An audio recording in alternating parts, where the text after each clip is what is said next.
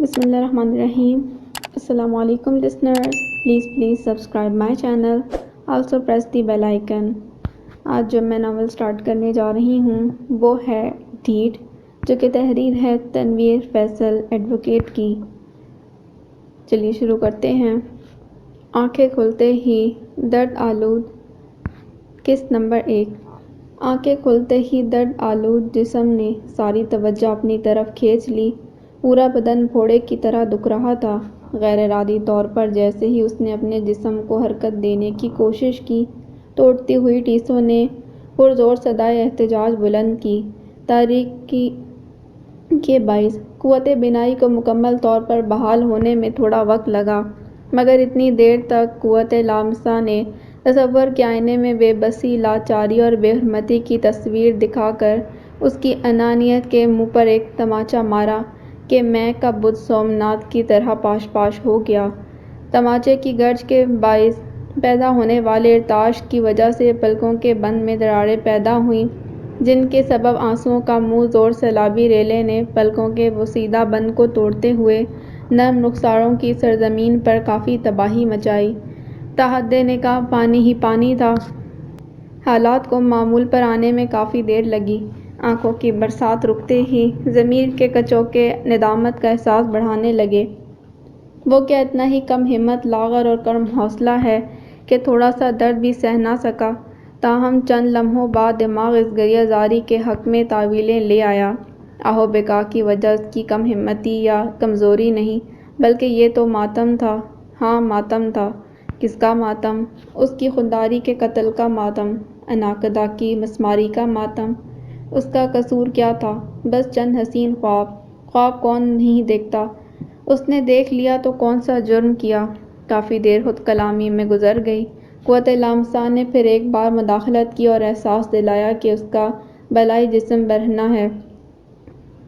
کھردرا فرش زخموں کے ساتھ چھیڑ چھاڑ کر رہا تھا۔ درد کی بغاوت میں اس کا کردار نمایاں تھا۔ دماغ نے الارم بجایا۔ اسے اگر وقت پر نہ روکا گیا تو حالات اور نازک ہو جائیں گے۔ اس نے اپنی قوت بینائی کو تکلیف دی، جو اس اندھیرے کے سامنے بالکل سرنڈر کیے بیٹھی تھی۔ تھوڑی سی ہمت اور روشن دان کی مضبوط دیواریں پھلانگ کر آنے والی روشنی کے سبب کسی حد تک آنکھیں دیکھنے کے قابل ہو گئیں۔ تھوڑی سی تلاش کے بعد قمیص مل گئی، جو تھوڑے فاصلے پر پڑی تھی۔ ہاتھ بڑھا کر قمیص کو پکڑا، تاہم پہننے کے لیے اٹھنا ضروری تھا۔ جیسے ہی اٹھنے کی کوشش کی، پورے جسم میں ٹیسوں کا ایک سمندر تھا۔ یہ درد برداشت سے باہر تھا، اسی لیے قمیص پہننے کے ارادے کو مؤخر کرتے اسے اپنی مٹھی میں دبائے چت لیٹے رہنے کے بجائے پہلو کے بل لیٹ گیا۔ اس طرح لیٹنے سے تکلیف کی شدت کم ہوئی۔ جیسے ہی درد کم ہوا، قوت شامہ بیدار ہونے لگی۔ جب بدبو کی آندھی نتنوں سے ٹکرائی تو پوری ناک میں ہلچل مچ گئی۔ بوئے خراب نے چند لمحوں کے لیے ہر چیز شل کر کے رکھ دی۔ یوں لگا کہ اُبکائی اب آئی کہ اب آئی، لیکن پیٹ میں کچھ ہوتا تو باہر آتا۔ تاہم آہستہ آہستہ بدبو کا یہ طوفان تھم گیا۔ یوں بھی کہہ سکتے ہیں کہ اس کے نتنے اب بدبو کے عادی ہو چکے تھے۔ اس کے پاس گھڑی تو تھی نہیں، اندازاً ہوش میں آئے کافی وقت گزر چکا تھا۔ آنکھیں اس ماحول کی عادی ہو چکی تھیں، بوسیدہ چوبی روشن دان سے چھن چھن کر آنے والی روشنی کے سبب اب وہ کسی حد تک دیکھ سکتا تھا۔ یہ ایک مستطیل نما کمرہ تھا، جس سے اسٹور کا کام لیا جا رہا تھا، اس لیے یہاں بھانت بھانت کا کاٹ کباڑ پڑا ہوا تھا۔ شاید بدبو اسی سے آ رہی تھی۔ کمرے کی چوڑائی اس قدر کم تھی کہ 6 فٹ کا یہ جوان اپنی ٹانگیں مکمل طور پر پھیلا نہیں سکتا تھا۔ ٹانگیں پھیلانے کی ہمت تھی کس کے پاس؟ اس کا جسم سمندری ریت کے بنائے ہوئے مجسمے کی مانند ہو گیا تھا۔ تھوڑا سا بھی ہلایا تو بکھر جائے گا۔ اندرونی اور بیرونی ماحول سے جنگ بیک وقت جاری تھی۔ یادیں، پچھتاوے اور وہمِ ذہنی قلعے پر پے در پے حملہ کیے جا رہے تھے۔ وہیں حبس، جسمانی درد اور کمرے میں پھیلی بدبو اسے مفتوح کرنے میں کامیاب ہو گئی۔ شاید یہ جنگ معرکہ روما فارس کی طرح طویل ہوتی جاتی۔ اچانک واحد چوبی دروازے کے پٹواہ ہوئے اور ایک ناپسندیدہ چہرہ نظر آیا، جسے دیکھتے ہی پورا جسم صدائے احتجاج بلند کرنے لگا۔ یہ مکروہ چہرہ کسی اور کا نہیں بلکہ دست راز داروغہ بندی خانہ حوالدار اصغر کا تھا۔ جس نے بدبو سے بچنے کے لیے ناک پر سفید رومال رکھا ہوا تھا۔ کالے سیاہ چہرے پر سفید رومال کافی مضحکہ خیز لگ رہا تھا۔ نہ چاہتے ہوئے اس کے ہونٹوں پر مسکان ابھری، جسے حوالدار اصغر نے واضح محسوس کیا، اور غصے سے چہرے کے محیط نقوش اور بدہیت ہو گئے۔ وہ پوری پولیس فورس میں ایک سیاہ رنگ اور ظالم طبیعت کی وجہ سے شیش ناگ کے نام سے مشہور تھا۔ بڑے بڑے ترم خان مجرم اس کے نام سے کانپتے تھے۔ اس کی لغت میں ترس نام کی چیز نہ تھی۔ اس معمولی مسکان کو اس نے اپنی تضحیک تصور کیا اور آگے بڑھ کر داہنے کفش کی ٹھوک کر زخمی پسلی پر رسید کی۔ وہ درد سے بلبلا اٹھا، مگر شیش ناگ اس کی کیفیت کو یکسر نظر انداز کرتے تحکمانہ مخاطب ہوا۔ اوئے مجنوں کی اولاد، یہ فحاشی بند کر، جلدی جلدی کپڑے پہنو، تمہیں تھانے دار صاحب نے یاد کیا ہے۔ وہ حکم نامہ سن کر خاموش رہا اور سوالیہ نگاہوں سے شیش ناگ کو دیکھنے لگا۔ یہ بٹر بٹر کیا دیکھ رہے ہو؟ تمہیں ایک بار کہنے میں بات سمجھ نہیں آتی؟ غصہ مت دلاؤ ورنہ میرے ہاتھ سے ضائع ہو جاؤ گے۔ وہ جواباً منمنایا، مجھ سے اٹھا نہیں جا رہا۔ حوالدار اصغر جواب سن کر بڑا محظوظ ہوا۔ منہ سے نکارہ نما قہقہ نکلا اور وہ کافی دیر اس کی کیفیت کا مزہ لیتا رہا۔ پھر ایک دم سنجیدہ ہوتے بلند آواز سے کسی اللہ دتہ نامی سپاہی کو بلایا۔ تھوڑی دیر بعد ایک منحنی سا سپاہی اندر داخل ہوا، جس کے چہرے پر معصومیت اور حماقت کے ملے جلے تاثرات تھے۔ اس نے حوالدار کو سوالیہ نظروں سے دیکھا۔ شیش ناگ کو اللہ دتہ کی یہ گستاخی پسند نہیں آئی۔ تضحیک آمیز لہجے میں اس سے مخاطب ہوا، اوئے میرے چہرے پر اپنے پیو کو تلاش کر رہے ہو؟ اس مجنوں کی اولاد کو اٹھاؤ اور کپڑے پہنا کر تھانے دار صاحب کے پاس لے آؤ۔ وہ حکم دے کر کمرے سے باہر چلا گیا۔ باہر جاتے ہی اللہ دتہ نے موٹی موٹی گالیوں سے حوالدار اصغر کی شاہ بیاں کی، پھر بڑے ہمدردانہ لہجے میں اس سے مخاطب ہوا، بیٹا مسئلہ کیا ہے؟ اس نے جواب دیا، سر میں درد کی وجہ سے ہاتھ پاؤں نہیں ہلا پا رہا۔ ہاتھ پاؤں کیسے ہلاؤ گے؟ اس نے تھوڑی مارا ہے تمہیں؟ کوئی معمولی سی ہڈی ڈالے تو یہ انسان سے حیوان ہونے میں 1 منٹ نہیں لگاتا۔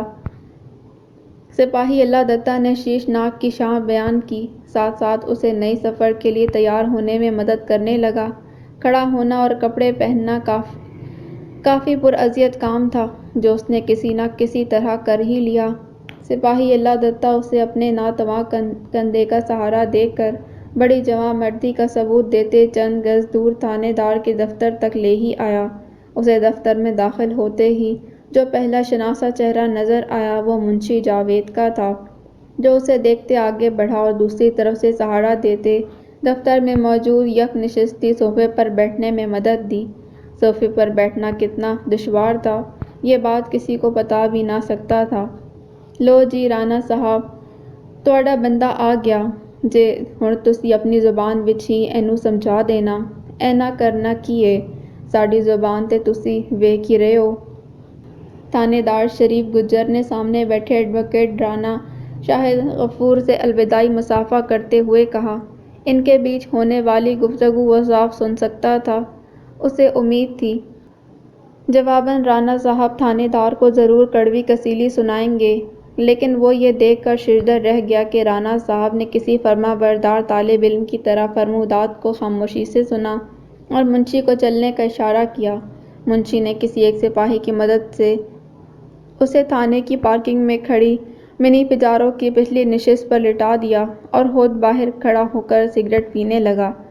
گاڑی تھانے کے اندرونی دروازے کے باہر شرقاً غرباً کھڑی تھی، اس لیے جب اسے پچھلی نشست پر شمالاً جنوباً لٹایا گیا تو اسے سامنے اینگلو انڈین طرز کی 1.5 صدی پرانی سرخ اینٹوں سے بنی عمارت دکھائی دی، جو اپنی زبوں حالی چیخ چیخ کر بیان کر رہی تھی۔ یہ کوتوالی عمارت اپنے اندر ایک تاریخ سموئے ہوئے تھی۔ جب جنگ آزادی کے بعد ہندوستان کا اقتدار ایسٹ انڈیا کمپنی کے تاجر نما جرنیلوں سے لے کر براہ راست برطانوی حکومت کو سونپا گیا تو بظاہر عوام کو تبدیلی دکھانے کے لیے انہیں اجسام کو فوجی وردی کی بجائے سویلین کپڑے پہنا دیے گئے۔ جب 1860 میں انڈین پینل کوڈ کو برطانوی ایوان اقتدار سے منظور کروا کر ہندوستان میں نافذ کیا گیا تو شمالی ہند میں جو پہلا تھانہ بنایا گیا وہ یہی انارکلی تھانہ تھا، جو اب پرانی انارکلی فوڈ اسٹریٹ سے منسلک نابھا روڈ پر واقع ہے۔ اسی کوتوال میں ناموس رسالت صلی اللہ علیہ وآلہ وسلم کے محافظ قاضی علم دین اور آزادی کے متوالے شہید بھگت سنگھ پر نہ صرف FIR کاٹی گئی بلکہ اسی زندان میں پابند سلاسل کر دیا گیا۔ اس کی وجہ قید ان دونوں عظیم شخصیات سے بہت مختلف تھی۔ سچ کہوں تو اس کے اوپر سرے سے کوئی FIR ہی نہ تھی، اس کا قصور بس مفلسی تھا۔ یہاں سے چند میٹر کے فاصلے پر پولیس ہیڈ کوارٹر اور سول سکریٹریٹ واقع ہیں، جن میں بیٹھے اعلیٰ افسران کو شاید خبر بھی نہ ہو کہ ان کی ناک تلے کیا کیا ظلم اس لاچار عوام سے روا رکھے جاتے ہیں۔ شاید انہیں معلوم ہی نہ ہو۔ یہ کیسے ممکن ہے انہیں خبر نہ ہو؟ وہ بھی تو اسی نظام کا حصہ ہیں۔ اس سے پہلے کہ وہ خیالات کی روانی میں بہتا جاتا، گاڑی سٹارٹ ہونے کی آواز نے واپس حقیقت کی دنیا میں لا پٹخا۔ رانا صاحب اگلی نشست پر براجمان اور منشی جاوید حسب معمول ڈرائیوری پر مامور تھا۔ گاڑی تھانے کی حدود سے نکل کر نابھا روڈ سے استاد اللہ بخش روڈ پر آئی، پھر وہاں سے ہوتی مال روڈ پر آ گئی۔ گاڑی کا رخ نہر کی طرف تھا۔ مال روڈ پر ٹریفک کی روانی سے نظر ہٹی تو آنکھوں کے سامنے لاہور ہائی کورٹ نظر آئی، وکٹورین طرز فن تعمیر کا شاہکار نمونہ، جہاں عوام اور کالے کوٹ والے وکلاء اس آس میں آتے ہیں کہ شاید انصاف مل جائے، شاید سنوائی ہو جائے، تاہم وہ بھولے لوگ کیا جانیں، ماتحت عدالتوں کی طرح یہاں بھی سنوائی طاقتور لوگوں کی ہوتی ہے۔ بابائے قوم کی تصویر کے سامنے ساری طاقتیں آج بھی سرنگوں ہیں۔ لاہور ہائی کورٹ کی عمارت 7 اسٹیٹ بینک کی قد آور بلڈنگ کو دیکھ کر اس کا کنسیپٹ کلیئر ہو گیا۔ انصاف اور دولت ہمارے معاشرے میں میاں بیوی کی طرح ہیں، جہاں دولت وہیں انصاف۔ اگر آپ کے پاس پیسہ ہے تو عدل ممکن، ورنہ خجل خواری مقدر ہے۔ پچھلے 17 سالوں میں یہ شادی ہنسی خوشی سے چل رہی تھی۔ جولائی کی حبس بھری گرمی میں اے سی کی ٹھنڈک نے دماغ پر غنودگی طاری کر دی، اور کب انقلابی دنیا سے نیند کی وادی میں پہنچا پتہ ہی نہ چلا۔ سچ کہتے ہیں نیند تو سولی پر بھی آ جاتی ہے۔ اسے ہوش میں آنے کے بعد اس بات کا احساس ہوا کہ یہ غنودگی نہیں بلکہ بے ہوشی تھی۔ یہ متوسط حدود اربع کا نیم تاریک سا کمرہ تھا، جس میں 2 پیشنٹ بیڈ پر پڑے تھے، ہر ایک کے سرہانے ڈرپ سٹینڈ تھا۔ ادویات کی مسلسل آنے والی بو نے کمرے کی اصلیت اس پر عیاں کر دی تھی۔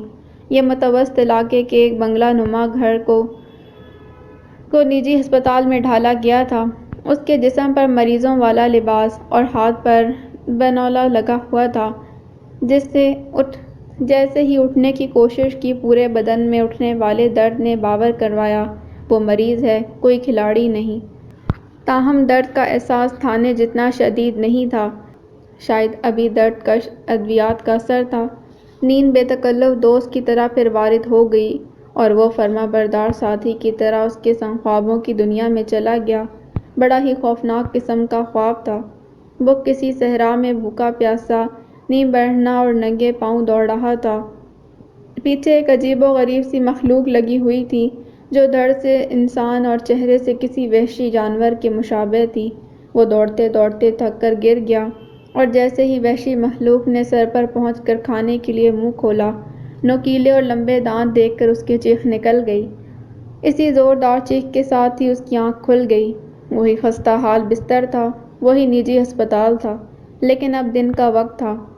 ارد گرد کے لوگ اسے آنکھیں پھاڑ کر دیکھ رہے تھے، جیسے کوئی بھوت دیکھ لیا ہو۔ گلے کی حالت ایسی تھی جیسے اس میں کوئی خاردار جنگل اگ گیا ہو، اور چہرے پر پسینہ ایسے تھا جیسے ابھی غسل خانے سے نہا کر آیا ہو۔ وہ بھی اپنی حالت پر غور ہی کر رہا تھا کہ ایک قبول صورت نرس کمرے میں داخل ہوئی، اسے بڑی نرمی سے واپس بستر پر لٹایا، اور بازو کے گوشت میں ایک انجیکشن لگا کر چلی گئی۔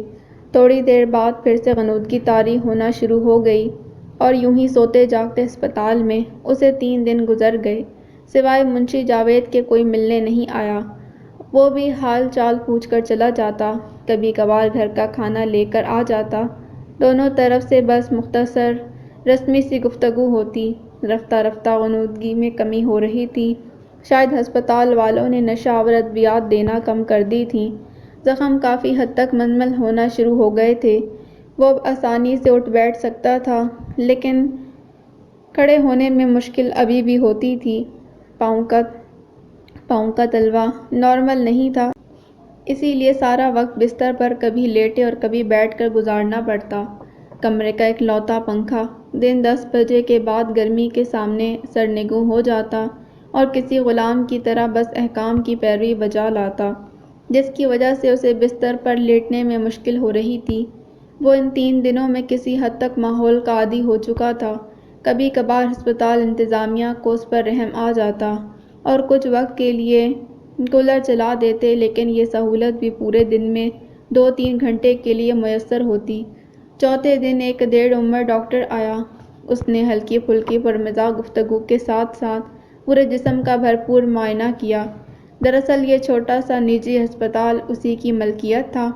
علاوہ ازیں وہ متوقی کے سرکاری اسپتال کا MS بھی تھا، اسی لیے ہفتہ وار یہیں پر اس نے ہسپتال کو چلانے کے لیے 2 جونیئر ڈاکٹرز ملازمت پر رکھے ہوئے تھے، جو 12-12 گھنٹے کی شفٹ میں کام کرتے اور اس کی غیر موجودگی میں ہسپتال کے انداتا ہوتے۔ جسم کی چوٹیں کسی حد تک ٹھیک ہو گئی تھیں۔ پاؤں کے تلوے کی سوجن تو ختم ہو گئی تھی، تاہم درد ابھی بھی باقی تھا۔ وہ ڈر رہا تھا کہ اگر ڈاکٹر اسرار ہسپتال کا مالک پوچھ لے کہ چوٹیں کیسے آئیں تو کیا جواب دے گا، لیکن انہوں نے اس موضوع پر ایک بھی سوال نہ کیا۔ ایکس رے کی سہولت تو ہسپتال میں ہی تھی، تاہم کچھ ٹیسٹ باہر سے کروائے گئے، لیکن اس سے کسی قسم کی رقم کا تقاضا نہ کیا گیا۔ رپورٹ آنے کے بعد ادویات میں تھوڑی سی تبدیلی کی گئی، جس کے اثرات اگلے 2 دنوں میں نظر آئے اور پاؤں کسی حد تک ٹھیک ہو چکے تھے۔ اس نے آہستہ آہستہ چلنا بھی شروع کر دیا۔ ہسپتال میں پورا ہفتہ گزارنے کے بعد وہ 90% ٹھیک ہو چکا تھا۔ اسی شام منشی جاوید کے خلاف معمول آمد ہوئی تو اسے اندازہ ہو گیا ڈسچارج ہونے کا وقت آ گیا ہے۔ اب اسے باہر والی دنیا کے سوالوں کا جواب دینا ہے۔ ایک انجانی سی گھبراہٹ نے آن گھیرا۔ منشی جاوید ہسپتال والوں سے حساب کتاب کر رہا تھا اور وہ اندر ہی اندر آنے والے وقت کی سنگینی سے ڈر رہا تھا۔ حساب کتاب سے فارغ ہونے کے بعد وہ منشی جاوید کے پیچھے پیچھے گھر نما ہسپتال کے گیٹ پر آیا۔ باہر کھڑی سفید رنگ کی مہران کو پہچان گیا۔ 1998 ماڈل مہران رانا صاحب نے بچوں کو اسکول چھوڑنے کے لیے بھابھی کو دے رکھی تھی۔ وہ چھوٹے چھوٹے قدم اٹھاتا مہران کی فرنٹ سیٹ پر بیٹھ گیا۔ منشی جاوید نے بغیر کوئی بات کیے مہران کا دروازہ کھولا، گاڑی سٹارٹ کی، ذیلی گلی سے نکل کر روڈ پر آ گیا۔ گاڑی میں مکمل خاموشی تھی۔ یہ گھڑی شاہو کا علاقہ تھا۔ ہسپتال مرکزی علامہ اقبال روڈ سے متصل ایک گلی میں تھا۔ گاڑی علامہ اقبال روڈ پر دوڑنا شروع ہوئی۔ اس کا رخ دھرم پور پل کی طرف تھا۔ رفتار 60 کلومیٹر کے آس پاس تھی۔ چند منٹ میں دھرم پور پل سے ہوتی دائیں ہاتھ کینال روڈ پر مڑی اور نہر کے ساتھ دوڑنا شروع ہو گئی۔ مال روڈ جیل روڈ کا انڈر بائی پاس کراس کرنے کے بعد جسٹس کارنلز انڈر بائی پاس سے متصل ظہور الہی روڈ کی طرف مڑ گئی اور پھر چند سڑکوں پر سے ہوتی گلبرگ سی بلاک کے ایک متوسط بنگلے کے گیٹ پر رک گئی۔ ہارن دینے کی ضرورت محسوس نہیں ہوئی۔ سیکیورٹی گارڈ نے فوراً گیٹ کھول دیا۔ گاڑی سیدھا گیراج میں منی پجارو کے پاس رک گئی۔ دونوں اپنی اپنی اطراف کے دروازے کھول کر باہر آئے۔ وہ منشی جاوید کی پیروی کرتے ڈرائنگ روم تک پہنچ گیا۔ منشی جاوید اسے ایک آرام دہ صوفے پر بیٹھنے کا اشارہ کر کے گھر کے اندر چلا گیا۔ وہ کتنی دیر اکیلا بیٹھا خلا میں گھورتا رہا۔ نہ جانے کون سی فلم تھی جو دماغ میں چل رہی تھی۔ جاوید کو گئے کافی دیر ہو گئی تھی، لیکن گھر سے کوئی نہیں آیا۔ اکیلے بیٹھے بیٹھے الجھن ہونے لگی۔ وہ وقت گزاری کے لیے ڈرائنگ روم کی دیواروں پر لگی ہزارہا بار دیکھی ہوئی پینٹنگز اور کیلی گرافی کو پھر سے دیکھنے لگا۔ سرسری جائزہ لیتے ہوئے ایک تصویر پر نظر اٹک سی گئی۔ اس تصویر میں کچھ خاص تھا۔ وہ اس قدر محویت سے اسے دیکھنے لگا جیسے کوئی بڑا فن شناس کسی عظیم مصور کے شاہکار کو پہلی بار دیکھے اور اس میں کھو جائے۔ نہ وہ کوئی فن شناس تھا اور نہ ہی تصویر کوئی شاہکار، مگر اس میں کچھ تو تھا۔ یہ ایک سادہ سی تصویر تھی جس میں ایک چہرے پر کئی چہرے دکھائی جانے کی کوشش کی گئی تھی۔ وہ تصویر کو دیکھنے میں اس قدر محو تھا کہ کمرے میں کسی کے آنے کی آہٹ سنائی نہیں دی۔ اب متوجہ کرنے کے لیے رانا صاحب کو زور سے کھانسنا پڑا۔ اس نے پلٹ کر جلدی سے ان سے مصافحہ کیا اور دونوں آمنے سامنے پڑے صوفوں پر بیٹھ گئے۔ کچھ دیر تک خاموشی رہی، جیسے رانا صاحب کے استمزاجی سوال نے توڑا۔ اب طبیعت کیسی ہے؟ بہتر ہے، اس نے مریل سی آواز میں جواب دیا۔ جس لمحے کا خوف تھا شاید آن پہنچا۔ اس کا جواب سننے کے بعد رانا صاحب نے سگریٹ سلگائی اور خاموشی سے پینے لگے۔ اسے طویل ہوئی اس خاموشی سے کوفت ہونے لگ گئی۔ یہ سسپینس اب اذیت دینے لگا تھا۔ دوسرے سوال نے اس خاموشی کو توڑا۔ اب کیا کرنا ہے؟ رانا صاحب نے بڑی محبت سے استفسار کیا۔ جواباً وہ سوالیہ نگاہوں سے انہیں دیکھنے لگا۔ انہوں نے نظروں کی اس خاموش گستاخی کو درگزر کیا اور صوفے سے ٹیک لگاتے وضاحت بھرے لہجے میں پھر پوچھا، اب مستقبل کا کیا سوچا ہے؟ آگے کیا کرنا ہے؟ وہ سوال سن کر کچھ دیر سوچتا رہا، پھر فیصلہ کن لہجے میں بولا، جنگ۔ رانا صاحب نے سوالیہ نظروں سے اسے دیکھا جیسے انہیں بات سمجھ نہ آئی ہو۔ وہ تھوڑا سا آگے گھسکا اور فہمائشی انداز میں گویا ہوا، ظاہر ہے ان بدمعاشوں سے میں تنہا آدمی عملی جنگ تو لڑ نہیں سکتا، اس لیے قانونی جنگ ہی لڑوں گا۔ وہ اپنی بات کہہ کر پیچھے ہو کر بیٹھ گیا۔ جواب سن کر رانا صاحب مسکرائے اور دھیرے لہجے میں استفسار کیا، اس سے کیا ہوگا؟ وہ سوال سن کر اور جذباتی ہو گیا، چیختے ہوئے بولا، آپ پوچھ رہے ہیں کیا ہوگا؟ انہوں نے میری ذات، کیریئر، روح اور جسم سب کچھ اپنی طاقت اور تعلقات کے بل بوتے پر مجروح کر کے رکھ دیا۔ آپ کہہ رہے ہیں؟ طنزیہ مسکراتے ہوئے، پھر کیا ہوگا؟ رانا صاحب کے تاثرات ابھی تک سوالیہ ہی تھے، جیسے انہیں یہ اتنی لمبی تقریر سمجھ ہی نہ آئی ہو۔ وہ اپنی بات کو پھر سے سمجھانے کے لیے دوبارہ ہمت کر کے میدان میں کودا، میں ان پر اغوا برائے تاوان اور اقدام قتل کی FIR کٹواؤں گا، اور رہے وہ راشی اور ظالم پولیس والے، انہیں بھی نہیں چھوڑوں گا، ان کے خلاف بھی آخر حد تک جاؤں گا۔ آپ کا ساتھ تو ہے، بار سے بھی مدد مانگوں گا، میرے کچھ دوست میڈیا میں ہیں، ان کے ذریعے اتنا پریشر ڈالوں گا کہ منہ چھپاتے پھریں گے۔ وہ اپنی بات ختم کر کے رانا صاحب کی طرف دیکھنے لگا، جن کے چہرے پر ستائش کے بجائے ہمدردانہ مسکراہٹ تھی۔ وہ اپنی جگہ سے کھڑے ہوئے اور خود کلامی کے انداز میں بولے، FIR، بار، میڈیا، کتنا جانتے ہو انہیں؟ دیکھو بچے، تم میرے چھوٹے بھائیوں جیسے ہو اور ہمیشہ سے بھائی ہی سمجھتا آیا ہوں۔ یہ جن کا ذکر کیا ہے نا، مکتے، بار، میڈیا، یہ سب ان کے لیے نیا نہیں۔ اس ملک کے خداداد کے سب طاقتور ادارے وہ جیب میں لیے گھومتے ہیں۔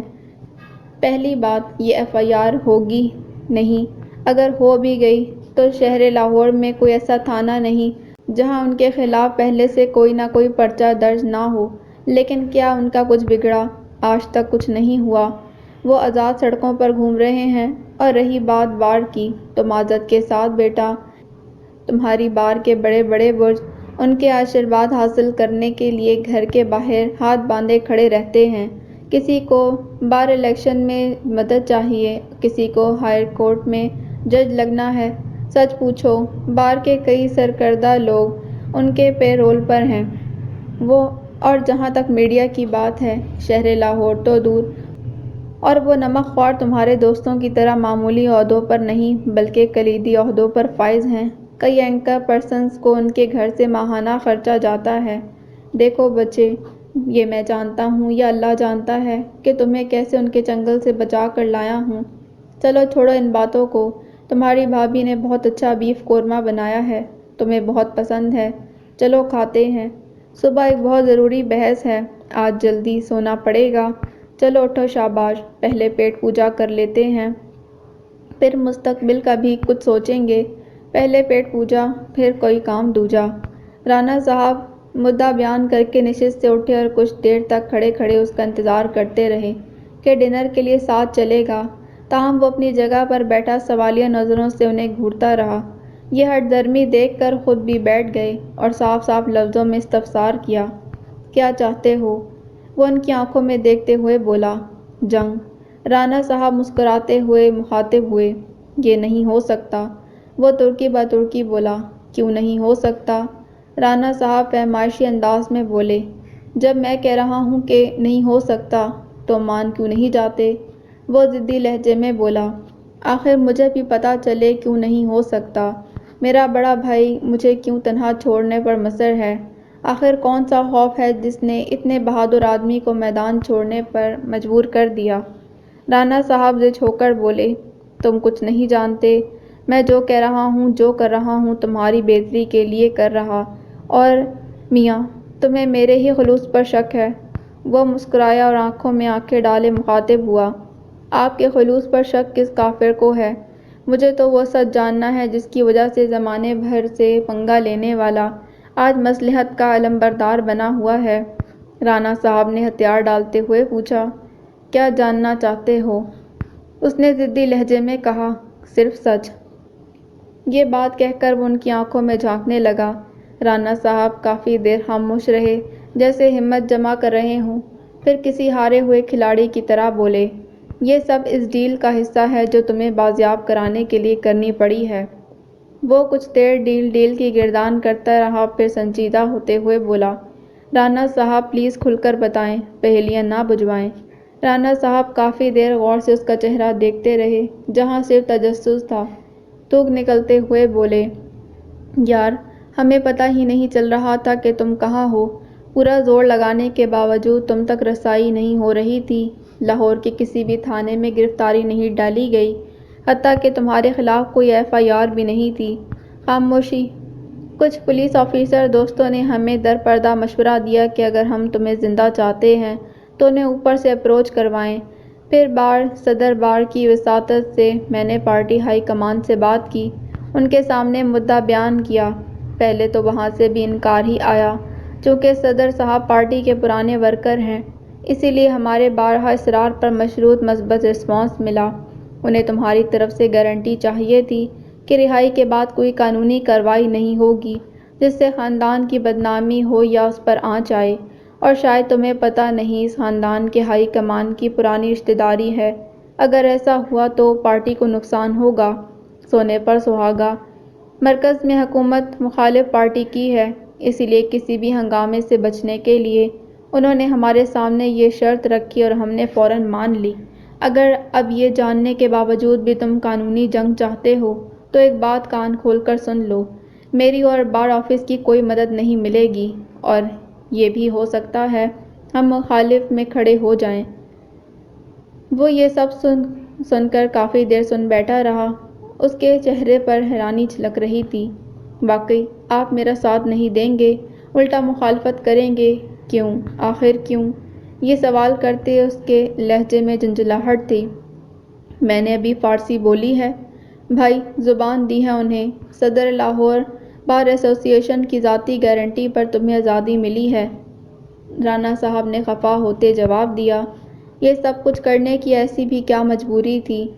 آج نہ کل میں چھٹ جاتا۔ اس نے حیرانی سے استفسار کیا۔ اس کی بات سن کر رانا صاحب طنزیہ مسکراتے ہوئے اپنی جگہ سے اٹھ کھڑے ہوئے اور پچکارتے ہوئے بولے، دودھ پیتے بچے ہو تم۔ جو حرکت حضور والا سے منسوب ہو رہی ہے نا، ان معاملات میں تو شریف لوگ بھی بندہ مار دیتے ہیں، وہ تو خیر سے بدمعاش۔ تمہاری قسمت اچھی ہے کہ ملک میں انتخابات ہونے والے ہیں۔ سیاسی لوگ عوام کو بیوقوف بنانے کی کوشش میں کسی بھی قسم کے متنازع واقعات سے بچنے کی حد درجہ کوشش کر رہے ہیں، اسی لیے شاید زندہ ہو، ورنہ ابھی تک تمہاری لاش کسی گندی نالے میں پڑی ملتی۔ اب میرا دماغ خراب مت کرو، آؤ کھانا کھاتے ہیں، باقی معاملات پھر بات کریں گے۔ انہوں نے بات ختم کر کے پھر اندر جانے کا اشارہ کیا، لیکن وہ اپنی جگہ ساکت بیٹھا رہا۔ کچھ دیر سوچنے کے بعد مخاطب ہوا، وہ حرکت میں نے کی ہے یا نہیں، یہ تو اللہ ہی جانتا ہے۔ جان بچانے کے لیے شکریہ۔ اب صاف صاف بتائیں معاہدے میں کتنی شرائط ہیں؟ بس قانونی کارروائی نہیں کرنی یا کچھ اور بھی نہیں کرنا، یا کرنا ہے؟ اس نے استفہامی انداز میں استفسار کیا۔ بات سن کر رانا صاحب ستائشی انداز میں مسکراتے ہوئے بولے، اس بات میں کوئی دو رائے نہیں کہ تم بہت ذہین آدمی ہو، بہت جلد اصل بات تک پہنچ جاتے ہو۔ بس ایک اور چھوٹی سی شرط ہے ان کی کہ تمہیں لاہور چھوڑنا ہوگا۔ رانا صاحب نے بات کہہ کر اس کی طرف دیکھا جو حیرانی سے انہیں دیکھ رہا تھا۔ انہوں نے بات جاری رکھی، یہ کوئی بڑا مسئلہ نہیں ہے، میں نے اس کا حل ڈھونڈ لیا ہے۔ گجرانوالہ میں میرا چیمبر خالی پڑا ہے، وہاں جو وکیل صاحب بیٹھتے ہیں ان کی توجہ وکالت سے زیادہ ذاتی کاروبار کی طرف ہے۔ سارے کلائنٹس خوار ہو رہے ہیں، اگر تم وہاں چلے گئے تو بہت جلد پریکٹس چل نکلے گی۔ انہوں نے اپنی بات ختم کر کے اس کے چہرے کی طرف دیکھا جہاں صرف طنزیہ مسکراہٹ تھی، پھر وہ یکدم آگے بڑھا اور رانا صاحب سے بغلگیر ہوتے ہوئے بولا، بہت بہت شکریہ ایڈوکیٹ رانا، شاہد غفور صاحب، میرے لیے اتنا مثبت سوچنے کے لیے۔ بے فکر رہیے، آپ کی زبان کا پاس رکھا جائے گا۔ ان سے الگ ہو کر پیچھے ہٹا اور خارجی دروازے کی طرف مڑتے ہوئے بولا، خدا حافظ، زندگی رہی تو پھر ملیں گے، اور باہر جانے کے لیے چل دیا۔ رانا صاحب نے پیچھے سے پوچھا، کہاں جا رہے ہو؟ اس نے بنا مڑے طنزیہ ہنستے جواب دیا، اتنا پتہ ہے گجرانوالہ نہیں جا رہا، باقی اللہ جہاں لے جائے۔ وہ جواب سن کر کافی پریشان ہو گئے اور اس کے پیچھے لپکتے ہوئے بولے، مجھے پتہ ہے ابھی تم غصہ ہو، ان باتوں کو پھر کبھی ڈسکس کریں گے۔ یار اب کھانا تو کھاتے جاؤ، تمہاری بھابھی نے بڑی محبت سے بنایا ہے۔ اس نے خارجی دروازے سے باہر نکلتے ہوئے پیچھے منہ کر کے جواب دیا، میری طرف سے ان سے معذرت کر لیجیے گا۔ ویسے جب یہ طے ہو چکا کہ شہر لاہور سے میرا رزق ختم، تو جو کل کرے سو آج، خدا حافظ، کل کی بحث کے لیے نیک تمنائیں۔ وہ اتنا کہہ کر گھر سے باہر نکل آیا۔ رانا صاحب خارجی دروازے تک پیچھے آئے اور گیٹ سے باہر نکلنے تک اسے دیکھتے رہے۔ ان کے چہرے سے پریشانی عیاں تھی۔ وہ اپنے خیالات میں گم پیدل چلتا چودھری ظہور الہی روڈ تک پہنچ گیا۔ ابھی اس کا اور پیدل چلنے کا موڈ تھا، اتنے میں ایک رکشے والا پاس آ کر رکتے ہوئے بولا، مسلم ٹاؤن موڑ جا رہا ہوں، آنا ہے تو آ جاؤ، جو مرضی کرایہ دے دینا۔ وہ چپ چاپ رکشے میں بیٹھ گیا۔ مسلم ٹاؤن موڑ انڈر بائی پاس اشارے پر رکشہ رکوا کر اتر گیا۔ جیب کو ٹٹولا تو اسے اپنا والیٹ مل گیا۔ باعث حیرت ہے، بندہ پولیس اسٹیشن کا مہمان رہ کر آئے اور ذاتی اشیاء محفوظ ہوں، لیکن اسے گھڑی اور والیٹ واپس مل گئے تھے۔ جیسے ہی والیٹ کھولا، اس میں ATM کارڈ، بار کارڈ، شناختی کارڈ تو تھے، تاہم پیسے ندارد۔ اس نے رکشے والے کو درخواست کی کہ وہ روڈ کراس کر کے ATM سے پیسے نکال کر لاتا ہے، مگر اسے شاید جلدی تھی، اسی لیے گالیاں دیتا چلا گیا۔ اس نے گالیوں کا برا نہیں منایا کیونکہ جو گالیاں اس کے حالات نے اسے دی تھیں، اس کے مقابلے میں یہ تو کچھ بھی نہیں تھیں۔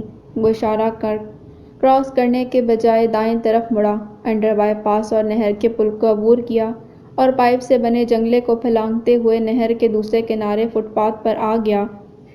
اسے داہنے طرف اونچے لمبے سفیدے کے نیچے لوہے کا ایک بینچ نظر آیا۔ وہ چھوٹے چھوٹے قدم اٹھاتا اس پر جا بیٹھا۔ شہر لاہور میں عشاء کی اذانیں ہو رہی تھیں۔ شہر باسیوں کی اکثریت دفتروں، دکانوں اور کارخانوں سے چھٹی کر کے اپنے اپنے گھروں کو جا چکی تھی۔ جو رہ گئے وہ بھی واپس اپنے گھروں کو جانے والے تھے۔ آس پاس کے درختوں پر بیٹھے پرندے سونے کی تیاری کر رہے تھے۔ کچھ بوڑھے پرندے اپنے پوتے پوتیوں کی فرمائش پر کہانیاں سنا رہے تھے۔ پتہ نہیں کون سی کہانیاں ہوں گی، کہیں اس کی کہانی تو نہیں؟ ہاں اسی کی کہانی ہوگی، کیونکہ سننے والے اور سنانے والوں کی آوازیں اس کے بیٹھتے ہی آہستہ آہستہ معدوم ہوتی جا رہی تھیں۔ یا تو سونے کا وقت ہو گیا تھا یا کہانی اتنی بور تھی۔ پرندوں پر نیند طاری ہونے لگی۔ اس کی کہانی، ہاں اس کی کہانی، کتنا عجیب اتفاق تھا۔ کہانی جہاں سے شروع ہوئی تھی پھر اسی موڑ پر آ کر رک گئی۔ وہ نہر کنارہ، وہی اگست کا پہلا ہفتہ، وہی انانیت کا مسمار شدہ مندر، وہی بے بسی، وہی لاچاری، وہی شرمندگی اور وہی زخم سے چور چور جسم۔ سب کچھ تو پرانا تھا، نیا تو کچھ بھی نہیں تھا۔ 9 سال پہلے بھی اس کی زندگی ایسے ہی مقام پر کھڑی تھی، وہی نہر کنارہ، وہی اگست کے پہلے ہفتے کی حبس زدہ شام، وہی تار تار روح، وہی زخم جسم، وہی ندامت، لاچاری، بے بسی اور مجروح انا کا تکلیف دہ احساس۔ لیکن تب مقام لاہور نہیں بلکہ جنوبی پنجاب کے شہر جہانیاں کا ایک چھوٹا سا گاؤں تھا، اور نہر شہر لاہور کے عقب سے گزرنے والی BRB کینال نہیں بلکہ لوئر باری دواب تھی۔ وہ شابیر اسلم ولد چودھری محمد اسلم آبادی سے 2 کلومیٹر دور قبرستان کے پاس سے گزرتی نہر کے کنارے بیٹھا، کبھی اپنی بے وقوفی پر خود کو کوستا اور کبھی اپنی تیرہ نصیبی پر خدا سے شکوے کرتا۔ اس کے لیے آس پاس کا ماحول اجنبی نہیں تھا، یہ اس کی بچپن کی عادت تھی۔ جب کبھی بھی خود ترسی کا دورہ پڑتا، آبادی سے دور یہاں ویران قبرستان میں آ جاتا۔ نہر سے متصل قبرستان میں اپنی دادی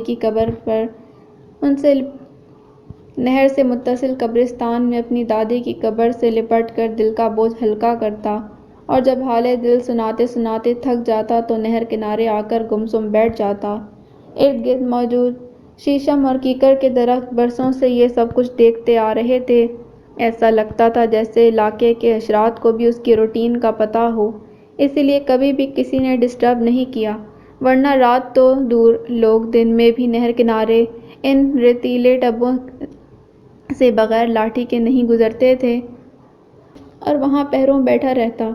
لیکن آج یہاں علمزدہ بیٹھنے کی وجہ تسمیہ معمولی نہیں تھی۔ وہ اپنے خواب، محبت اور خودداری سب کچھ ہار کے آیا تھا، اور یہ ہار اس کے مستقبل کا تعین کرنے والی تھی۔ وہ کیا ہارا تھا، کیوں ہارا تھا، یہ سب جاننے کے لیے کئی سال پیچھے جانا پڑے گا، بلکہ کہانی کو ٹھیک سے جاننے کے لیے اس کے خاندان کا مختصر جائزہ لینا پڑے گا۔ پنجاب پر قبضے کے بعد انگریزوں نے دیکھا کہ مغربی اور جنوبی پنجاب کا وسیع زرخیز علاقہ صرف پانی کے دم دستیابی کی وجہ سے بنجر ہے۔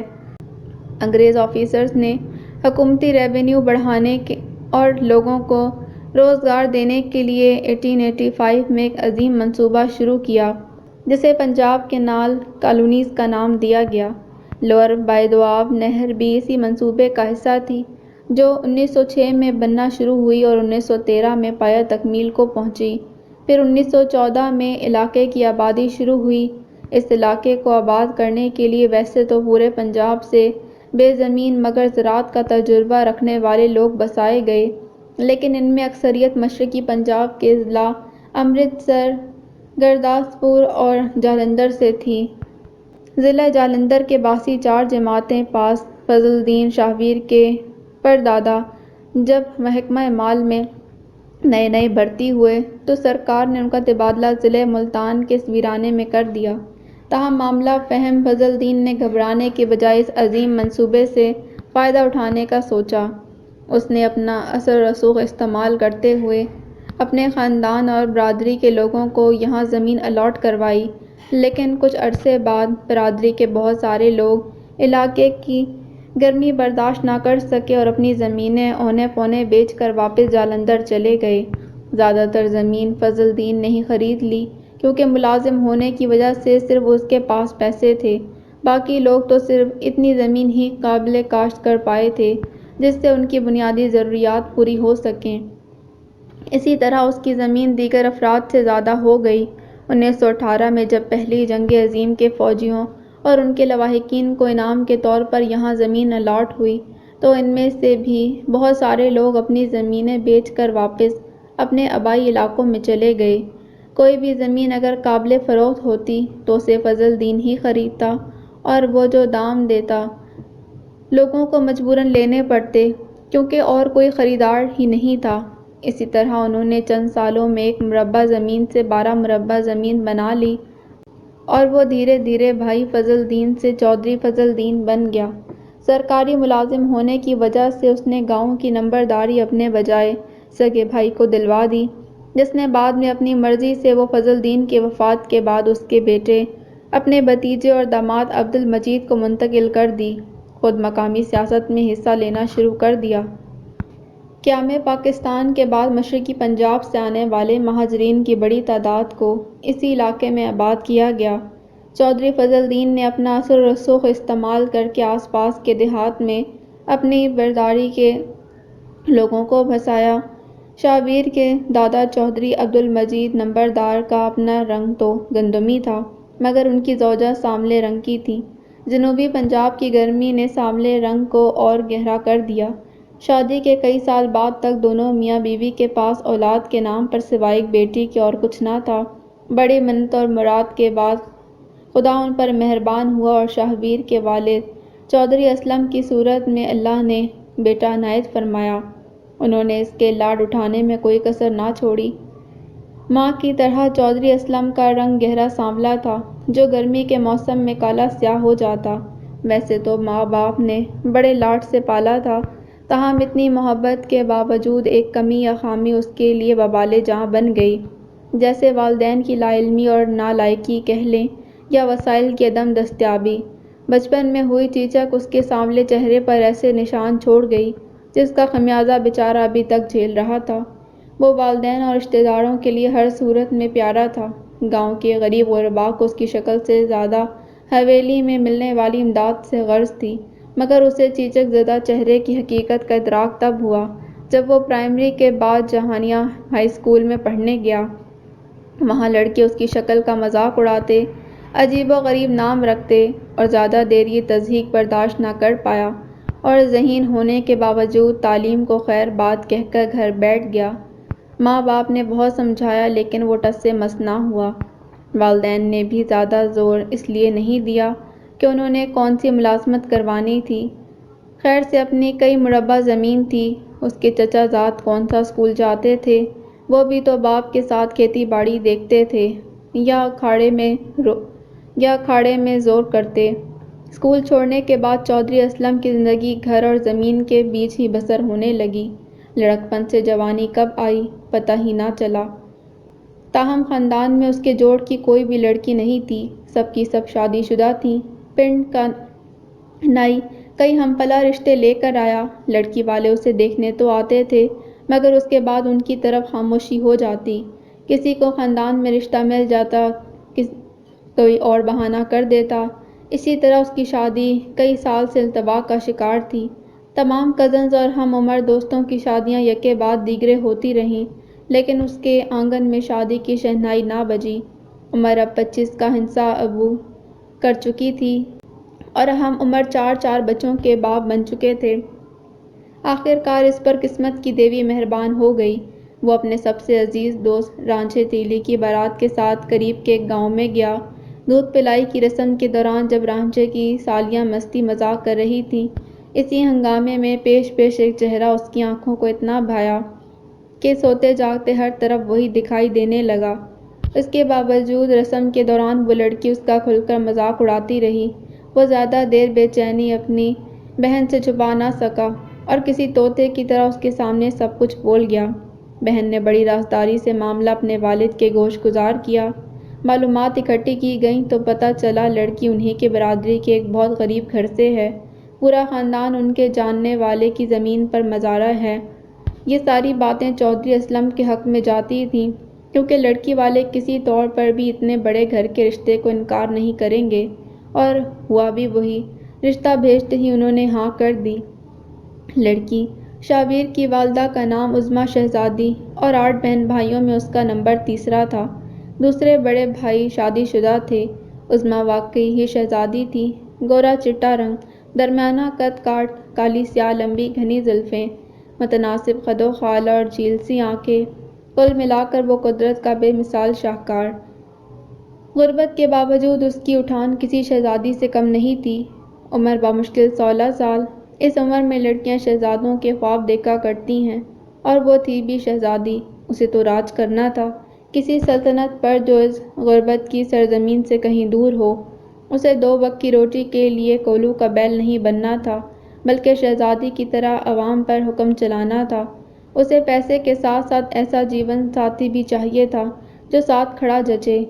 تعلیم کے نام پر اتنے سالوں میں صرف گاؤں کے امام صاحب کی بیگم سے قرآن پڑھا تھا۔ بہشتی زیور پڑھنا شروع تو کی تھی، تاہم وہ دماغ میں نہیں گھسی۔ اسے پڑھنا ویسے بھی اچھا نہ لگتا تھا، قرآن بھی اس لیے پڑھا کہ صبح صبح گھر کا کام نہیں کرنا پڑتا تھا۔ جوانی کی سرحد عبور کرنے کے بعد وہ ہر وقت خواب دیکھتی رہتی، رات کو بند آنکھوں سے اور دن میں کھلی آنکھوں سے، اور جب اس نے سنا کہ 2 گاؤں چھوڑ کر ایک بڑے زمیندار گھر کا رشتہ آیا ہے تو بہت خوش ہوئی۔ اسے ایسا محسوس ہوا جیسے ہفت الکلیم کی دولت مل گئی ہو۔ لڑکے والے آنن فانن شادی کرنا چاہ رہے تھے۔ انہیں لڑکی بغیر جہیز کے صرف 2 جوڑے کپڑوں میں چاہیے تھی، لیکن اس کے گھر والوں کا خیال تھا کہ شادی کی تاریخ گندم کی کٹائی کے بعد رکھی جائے تاکہ ہاتھ میں کچھ پیسے ہوں۔ اب دنیا داری بھی کوئی چیز ہے، تاہم کٹائی کو تو 1 مہینہ پڑا تھا۔ لڑکے والے تو جیسے ٹھان کے آئے تھے۔ بہت معتبر دیکھنے والے لڑکے کے والد نے اس کے باپ بھائیوں کو ایک طرف لے جا کر پتہ نہیں کون سی رام لیلا سنائی۔ وہ فٹ سے شادی کے لیے تیار ہو گئے۔ صلح مشورے کے بعد 4 دن بعد آنے والا یوم جمعہ نکاح و رخصتی کے لیے طے پایا۔ وہ پریشان تھی، گھر میں تو آٹا نہیں، شادی کیسے ہو گئی؟ لیکن اس کی یہ پریشانی تب حیرانی میں بدل گئی جب اماں اور بھاوج کو روزانہ شہر سے سامان میں لدی واپس آتا دیکھتی۔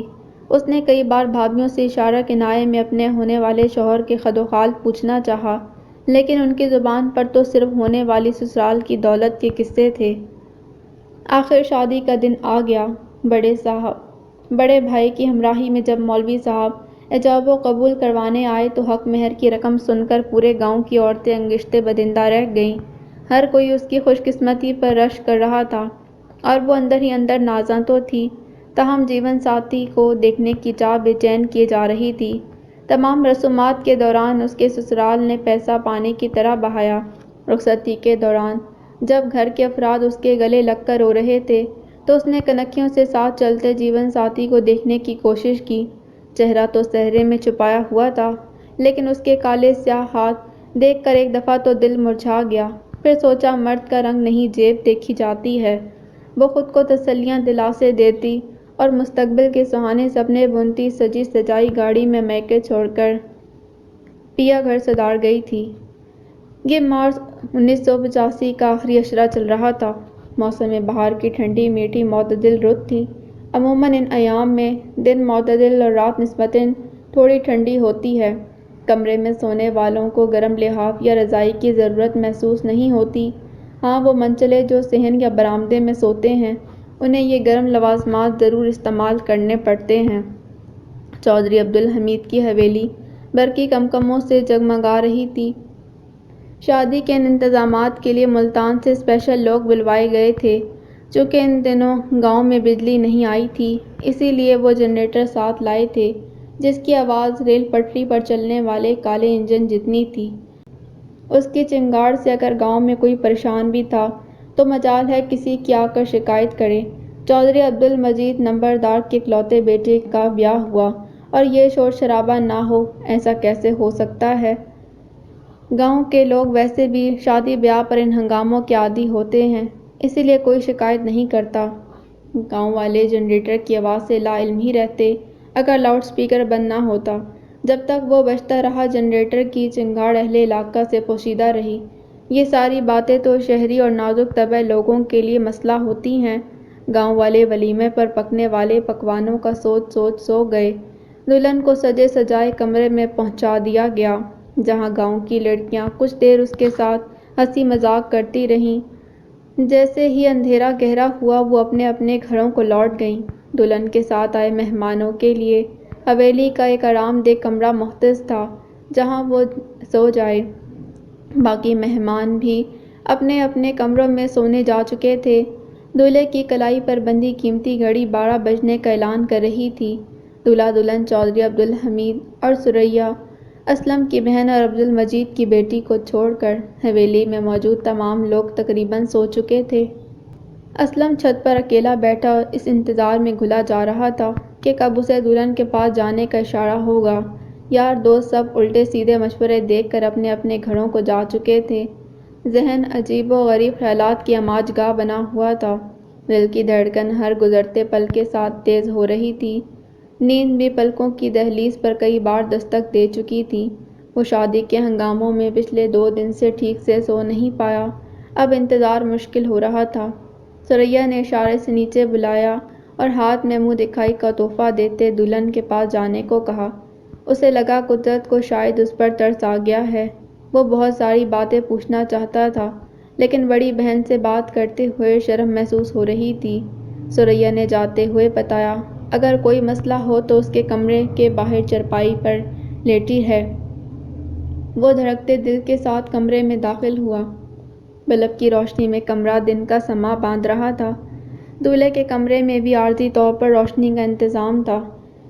ٹھنڈے موسم کے باوجود رومال سے ماتھے کا پسینہ پوچھا، اپنی ساری ہمت جمع کر کے پلنگ کی پائٹی پر آ کر بیٹھ گیا۔ دلہن گھونگھٹ ڈالے سر جھکا کر بیٹھی ہوئی تھی۔ قدموں کی آہٹ سنتے ہی گھونگھٹ پھیل گیا اور وہ سکڑ گئی۔ کمرے میں اتنی خاموشی تھی کہ دونوں کی دھڑکنوں کی آواز سنائی دی جا رہی تھی۔ اسلم نے اپنے اعصاب کو قابو میں رکھتے ہوئے پلنگ سے متصل میز پر پڑا دودھ کا گلاس اٹھایا اور گھٹا گھٹ پی گیا۔ گلاس اپنی جگہ پر واپس رکھ کر آستین سے منہ پوچھا اور واپس پلنگ کی پائٹی پر آ کر بیٹھ گیا۔ کمرے میں پھر خاموشی کا راج ہو گیا۔ کافی انتظار کے بعد دلہن کسمس آئی جو اس بات کا اشارہ تھا، اب گھونگھٹ اٹھا بھی لو۔ وہ جانتا تھا کہ یہی لمحہ ہے جب اس کے رشتے کا مستقبل طے ہوگا، اسی لیے ذرا آگے گھسکا اور بسم اللہ پڑھ کر گھونگھٹ اٹھایا۔ دلہن کا حسین چہرہ معصومیت اور حیا کے ہتھیاروں سے لیس ہو کر پہلی ملاقات سے کہیں زیادہ دلکش لگ رہا تھا۔ لڑکی نے دھیرے دھیرے اپنی جھکی پلکیں اٹھائیں۔ جیسے ہی نظر دولہے کے چہرے پر پڑی، حیا خوف اور سفید رنگت پیلاہٹ میں بدل گئی۔ حلق سے ایک زوردار چیخ نکلی اور پھر تو جیسے دورہ ہی پڑ گیا۔ وہ روتی جا رہی تھی اور بھوت بھوت چلاتی جا رہی تھی۔ دلہن نے جیسے ہی معاملہ سلجھانے اور اسے چپ کرانے کی نیت سے ہاتھ لگانا چاہا تو ہاتھ جھٹک دیا۔ اس کی ایک ہی تکرار تھی کہ میرے وارثوں کو بلاؤ، مجھے اپنے گھر جانا ہے۔ اتنی دیر میں دروازے پر دستک ہوئی۔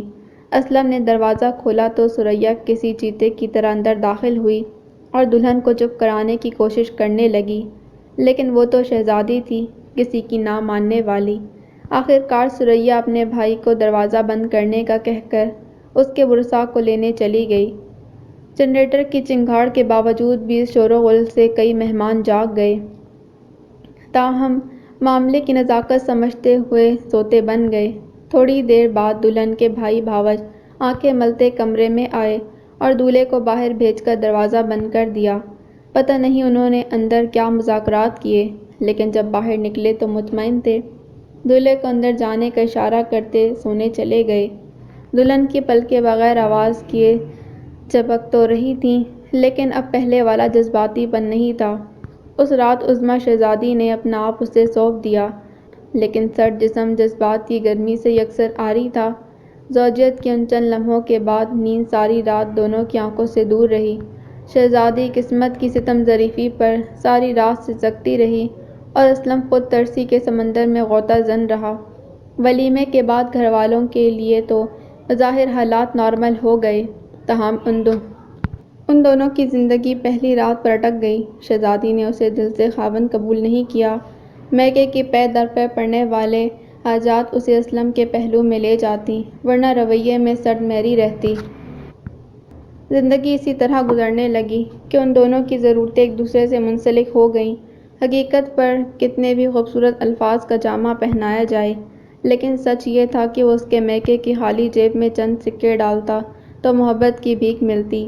اسلم کی بس ایک ہی دلی خواہش تھی، کبھی ہمسفر اسے بطور شوہر قبول کرے اور اس کے پاس بغیر غرض کے آئے۔ تاہم رفتہ رفتہ یہ دلی خواہش دل کا روگ بنتی گئی۔ شہزادی جتنا دھتکارتی وہ اتنا ہی محبت کے دلدل میں دھنستا جاتا۔ مرد بھی عجیب مخلوق ہے، دنیا سے شیر کی طرح لڑنے والا اپنی من پسند عورت کے سامنے کیا بن جاتا ہے۔ وہ جتنا بھی ذلیل کرے پیچھا نہیں چھوڑتا۔ دھیرے دھیرے دونوں اس خلاف طبع معمول کے عادی ہو گئے۔ جتنا وہ حسن کی بھیک دیتے وقت ذلیل کرتی، اتنا ہی وہ اس کے میکے والوں کو مالی مدد کے وقت ذلیل کرتا، لیکن دونوں اطراف اپنی ذلالت پر معمولی ردوقت کا اظہار بھی نہ کرتے۔ ضرورتیں ہی ہوتی ہیں جو انسان کو سماجی پستی میں دھکیل دیتی ہیں، ورنہ انا نام کا مادہ تو ہر کسی میں پایا جاتا ہے۔ دونوں کے دن متضاد توقعات میں گزر رہے تھے۔ اسلم کی خواہش تھی کہ بیوی رشتے کو کھلے دل سے قبول کر لے، اور وہ اس توقع میں نبھا رہی تھی کہ کوئی انہونی ہو اور اس سے جان چھوٹ جائے۔ لیکن ایک انہونی اور ہو گئی۔ نہ چاہتے ہوئے بھی شہزادی حاملہ ہو گئی۔ باپ بننے کی خبر سن کر اسلم بہت خوش ہوا۔ یہ خوشی اس کی خوش فہمی دگنی کر گئی کہ شاید ماں بننے کے بعد بیوی بچوں کے باپ کو بھی شوہر مان لے۔ ہر گزرتے دن اسلم کی خوشی اور شہزادی کے ڈپریشن میں اضافہ ہوتا جا رہا تھا۔ حاملہ ہوتے ہی حویلی میں اس کا پروٹوکول ملکہ والا ہو گیا۔ اس کی خدمت میں کوئی کسر نہ چھوڑی جا رہی تھی۔ پھر وہ دن آ گیا۔ بڑے آپریشن کے بعد شہزادی نے نشتر ہسپتال میں 2 جڑواں لڑکوں کو جنم دیا۔ پسندیدگی اور امیدگی کی اس کہانی کو یہاں ایک نیا موڑ مل گیا۔ دونوں بچے آئیڈینٹیکل ٹوئنس ہونے کے بجائے فریٹرنل ٹوئنس نکلے، یعنی دونوں ہم شکل ہونے کے بجائے مختلف شباہت رکھتے تھے۔ بڑا لڑکا ماں کی طرح گوڑا چٹا ننہالی خد و خال کا مالک تھا، جبکہ چھوٹے کی رنگت قدرے بہتر لیکن شباہت ہو بہو باپ جیسی تھی۔ شہزادی قدرت کی ستم ظریفی پر تلملا کر رہ گئی۔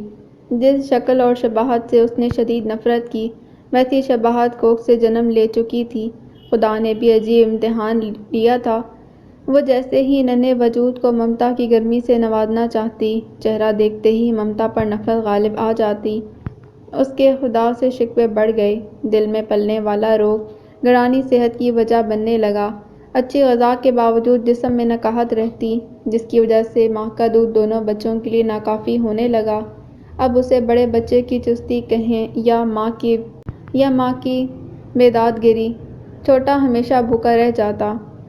لہٰذا وہ اپنی حق تلفی پر رو رو کر آسمان سر پر اٹھا لیتا۔ مجبوراً اسے چمچی سے بکری کا دودھ پلا کر چپ کروانا پڑتا۔ ان دنوں دیہات میں فیڈر کا استعمال خال تھا۔ بچے کی یہ گریہ زاری ددیال کے سامنے ماں کو مجرم بنا دیتی۔ سب یہی سمجھتے وہ عدل نہیں کر رہی۔ رسم ختنہ کے بعد دونوں کا نام رکھا گیا۔ علاقائی رواج کے مطابق پہلے بچے کا نام ننیال والے رکھتے ہیں۔ ننیال والوں نے شہزادے جیسی شکل و صورت والے بڑے بیٹے کا نام شہریار رکھا۔ الف لیلہ داستان میں شہزادہ فارس کا نام، چھوٹے بیٹے کا نام باپ نے خود رکھا، شاہویر۔ یہ رشتہ دار اور گاؤں والوں کے لیے بڑا ہی عجیب نام تھا۔ علاقے کے اہل علم کو بھی یہ نام نامناسب لگا۔ نام بھی عجیب سا مرکب تھا، آدھا حصہ فارسی اور آدھا حصہ سنسکرت۔ وہ عجیب مرکب ہی تو تھا، جس کی اجزاء ترکیبی میں 2 متضاد عناصر شامل تھے، ایک خوشرو شہزادی اور دوسرا کالا سیاہ چیچک زدہ دیو۔ دن بدن ننھے شاویر کی بھوک اور گریہ زاری بڑھتی گئی۔ ماں نہ چاہتے ہوئے بھی ساری صورتحال کی مجرم بن کر رہ گئی۔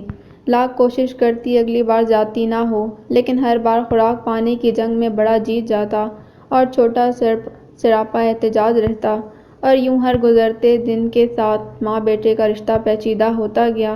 اسلم نے اپنی حق تلفی پر کبھی بھی احتجاج نہیں کیا، بلکہ ایک اچھے محب کی طرح رضائے یار میں راضی رہا۔ اسے بیٹے کے ساتھ یہ ناانصافی کھلنے لگی، جس کا اظہار ڈھکے چھپے لفظوں میں کرنے لگا۔ حالات اور رشتے شاید گھمبیر ہو جاتے اگر استانی باجی خود شاویر کو دودھ پلانے کی استدعا نہ کرتی۔ استانی باجی چودھری اسلم کی پھوپھی زاد بھائی کی بیوی اور گاؤں کے گورنمنٹ گرلز پرائمری اسکول کی واحد ٹیچر تھیں۔ ان کا شوہر شادی کے 6 مہینے بعد ملازمت کے سلسلے کینیڈا چلا گیا۔ شہزادی کے جڑواں بچوں کے 5 دن بعد انہیں بھی اللہ تعالیٰ نے بیٹی سے نوازا، مگر وہ کچھ دن ہسپتال میں زیر علاج رہنے کے بعد فوت ہو گئی۔ پڑوسن ہونے کی وجہ سے جب بھی چھوٹے شاویر کو بھوک سے بلبلاتا سنتی تو ممتا جوش مارتی اور اس کی جامشید میں برپا ہونے والے تلاطم پر مصنوعی طریقے سے قابو پانے کی کوشش بیکار ہونے لگی۔ جھجکتے اس نے اپنی ساس کے طبع سے بچے کو دودھ پلانے کی استدعا کی، جو تھوڑی حیل و حجت کے بعد قبول کر لی گئی۔ پہلے پہل بچہ صرف دودھ پینے کے لیے جاتا تھا، تاہم آہستہ آہستہ استانی باجی سے مانوس ہونے لگا اور پھر انہی کے گھر رہنے لگا۔ باپ روزانہ اچھا خاصا وقت اس کے ساتھ گزار کر جاتا۔ کبھی کبھار ممتا بھی جوش مارتی اور چند گھڑیاں ماں کے پاس رہنے کے بعد واپس استانی باجی کے پاس آ جاتا۔ وقت اسی معمول سے گزر رہا تھا۔ بچے 5 سال کے ہو گئے، انہیں شہر کے اچھے اسکول میں داخل کروا دیا گیا۔ انہی دنوں استانی باجی کے شوہر نے انہیں کینیڈا بلوا لیا۔ استانی باجی کے کینیڈا روانگی کے بعد شابیر واپس حویلی آ گیا۔ اتنے دن الگ رہنے کی وجہ سے ماں بیٹے کے بیچ ایک خلیج حائل ہو گئی، جسے شہزادی نے کئی بار مٹانے کی کوشش کی، لیکن ہر بار حالات ایسے ہو جاتے کہ یہ فاصلے اور بڑھ جاتے۔ دونوں بھائیوں میں بالکل بھی نہیں بنتی۔ شبات کی طرح مزاج بھی مختلف تھے۔ شہریار شوخ اور چنچل اور شرارتی طبیعت کا بچہ تھا، جس کا دل پڑھائی سے زیادہ شرارتوں میں لگتا۔ اوپر سے ماں سے وراثت میں ٹنوں کے حساب سے ملنے والا غرور اور خود پسندی شخصیت کا حصہ تھی، جبکہ شہبیر اس سے بالکل متضاد طبیعت کا مالک، سنجیدہ، کم گو اور پڑھاکو، اسی لیے دونوں کی آپس میں کم ہی بنتی تھی۔ شابیر کی گھر واپسی کے بعد شروع میں شہریار اس کی پٹائی کر دیتا، لیکن آہستہ آہستہ بازی پلٹنے لگی۔ باپ کی خاموش آشیرواد اور پھوپھی زاد بھائی کی تربیت سے وہ چند دنوں میں شہریار پر حاوی ہونے لگا۔ ویسے بھی شہبیر اپنے بھائی کی نسبت ہاتھ پاؤں کا مضبوط تھا۔ بچوں کی لڑائی میں ماں باپ بھی فریق بننے لگے، کیونکہ ماں کا واضح جھکاؤ شہریار، جبکہ باپ اور دادی کا جھکاؤ شہبیر کی طرف تھا۔ چودھری عبدالمجید کی وفات کے بعد گھریلو خلیج اور گہری ہوتی گئی۔ ڈانٹ کر سمجھانے والا نہیں رہا، تو ایک ہی گھر میں رہنے والے میاں بیوی دھیرے دھیرے ایک دوسرے سے انجان ہوتے گئے۔ شہریار ایک ایوریج اسٹوڈنٹ تھا، جو بس کھینچ تان کر پاس ہو جاتا، جبکہ شہبیر کافی لائق اور متحرک طالب علم تھا۔ استانی باجی کی تربیت نے اس کی بنیاد اتنی مضبوط بنائی تھی کہ چھوٹی عمر میں ہی انگلش اردو پر اچھا خاصا عبور تھا۔ تقریری مقابلے ہوں یا اسکول کی کرکٹ ٹیم، وہ اپنی عمر کے بچوں میں ہر جگہ ممتاز تھا۔ وہ میٹرک میں تحصیل بھر میں پہلے نمبر پر آیا، جبکہ شہریار سیکنڈ ڈویژن سے پاس ہوا تھا۔ چودھری اسلم نے شہبیر کا داخلہ government Emerson college, Boston Multan جیسے قدیم اور معتبر ادارے میں کروا دیا۔ وہ جب پورا ہفتہ ہاسٹل میں رہنے کے بعد گھر واپس آتا، تو باپ اور ددیالی رشتہ دار پرتپاک استقبال کرتے، جبکہ ماں کے رویے میں وہی سرد مہری یا جھجک ہوتی، جسے وہ کبھی سمجھ نہیں پایا۔ یہ رویہ اسے ماں سے دور کرتا گیا۔ دوسری طرف اگر ماں کے رویے میں سرد مہری تھی، تو اس کا رویہ بھی کافی گستاخ تھا۔ اسے ماں سے بات کرتے پتہ نہیں کیا ہو جاتا، عجیب سی تلخی لہجے میں اتر آتی۔ وہ دادی کی وفات کے بعد اور اکیلا ہو گیا۔ اب پھوپھی کا عمل دخل گھر میں بالکل ہی ختم ہو گیا۔ پورے گھر پر راج ماں کا تھا۔ میٹرک کے بعد تعلیم کو خیرباد کہنے کے بعد شہریار پر ایک ہی جنون سوار تھا، پولیس فورس میں بھرتی ہونا ہے، لیکن عمر کم ہونے کی وجہ سے کام نہیں بن رہا تھا۔ 2 سال انتظار کے بعد عمر اب جا کر پوری ہوئی، اسی لیے جیسے ہی پنجاب پولیس میں بھرتی کا اشتہار آیا، اس نے نوکری کی درخواست دے ڈالی۔ چودھری اسلم نے بیٹے کی خواہش کو پورا کرنے کے لیے پولیس بھرتی مرکز میں سفارش اور رشوت دونوں کا استعمال کر کے اسے کانسٹیبل بھرتی کروانے کا بندوبست کر لیا۔ اب سارے ٹیسٹ کلیئر کرنے کے بعد بس آخری میڈیکل ٹیسٹ رہ گیا، جسے بھی کلیئر کرنے کا بندوبست ہو گیا تھا۔ اسے جا کر بس حاضری لگوانی تھی۔ جیسے ہی پولیس میں بھرتی ہونے کے مراحل قریب آتے جا رہے تھے، اس کے طور طریقے بدلتے جا رہے تھے۔ مغرور تو پہلے تھا، اب اور اکڑ پیدا ہو گئی۔ ادھر شہبیر سیکنڈ ایئر میڈیکل کے امتحانات دے کر لوٹا تو بڑے بھائی کی کامیابی کا سن کر خوش ہوا۔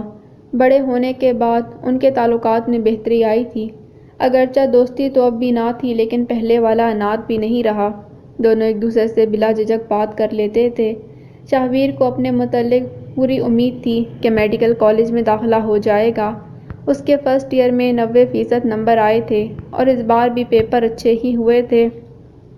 ماں کی طرح ننیال سے بھی شہبیر کے تعلقات سرد مہری کا شکار تھے، تاہم پورے ننیال میں صرف ماموں زاد رباب عرف رابی تھی، جس سے اس کی بچپن سے بنتی تھی۔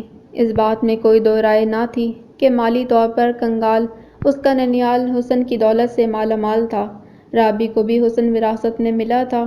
اسے دیکھ کر شہبیر کو اندازہ ہوتا کہ اس کی ماں جوانی میں کتنی خوبصورت ہوگی، کیونکہ پھوپھی بھتیجی میں کافی حد تک مشابہت تھی۔ وہی قد کاٹ، وہی نین نقش، وہی لمبی کالی گھنی زلفیں، اور ویسے ہی کالی جھیل سی آنکھیں۔ سب لوگوں کے خیال میں رابی شہزادی کا دوسرا عکس تھی۔ البتہ ایک چیز پھوپھی بھتیجی میں یکسر مختلف تھی، ان کا رویہ۔ جہاں شہزادی حد درجہ مغرور رہیں، وہیں رابی ہنسمکھ اور ملنسار لڑکی تھی۔ بچپن سے ہی اس کی شاویر سے دوستی اور شہریار سے مخالفت چلتی آ رہی تھی۔ دونوں گرمیوں کی چھٹیاں آپس میں خوب کھیلتے۔ وہ تنہائی پسند ہونے کے باوجود اس کی سنگت میں خوش رہتا۔ جہاں رابی اکثر شاویر کی تعریف کرنے میں کنجوسی سے کام نہ لیتی، وہیں شہریار کے منہ پر اسے برا بھلا کہہ دیتی۔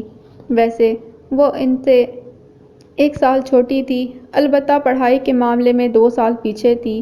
دوسرے ننھیالوں کی طرح اس کا پڑھائی میں من کم ہی لگتا، تاہم شاویر کی ٹیوشن سے ہر سال پاس ہو جاتی۔ وہ اسی طرح گرتے پڑھتے اسی سال آرٹس 3rd ڈویژن میں میٹرک کر گئی تھی۔ اب سوچ رہی تھی کہ اوپن یونیورسٹی سے گھر بیٹھے FA کر لے۔ اس سوچ کی 2 بنیادی وجوہات تھیں۔ پہلی، 3rd ڈویژن کو کم کالجز ہی داخلہ دیتے۔ دوسری وجہ گرلز کالج شہر میں ہونے کی وجہ سے روز کا آنا جانا افورڈ نہ کر سکتے تھے۔ پچھلے دنوں سے رابی کا رویہ کافی تبدیل ہو گیا۔ اب وہ پہلے والی بے تکلفی نہ رہی۔ شاویر کے خیال میں شاید نئے احساس بلغت کا اثر ہے، کیونکہ فطرتی طور پر جوان ہوتے ہی لڑکیوں میں جھجک، جسے آپ شرم و حیا کہہ لیں، پیدا ہو جاتی ہے۔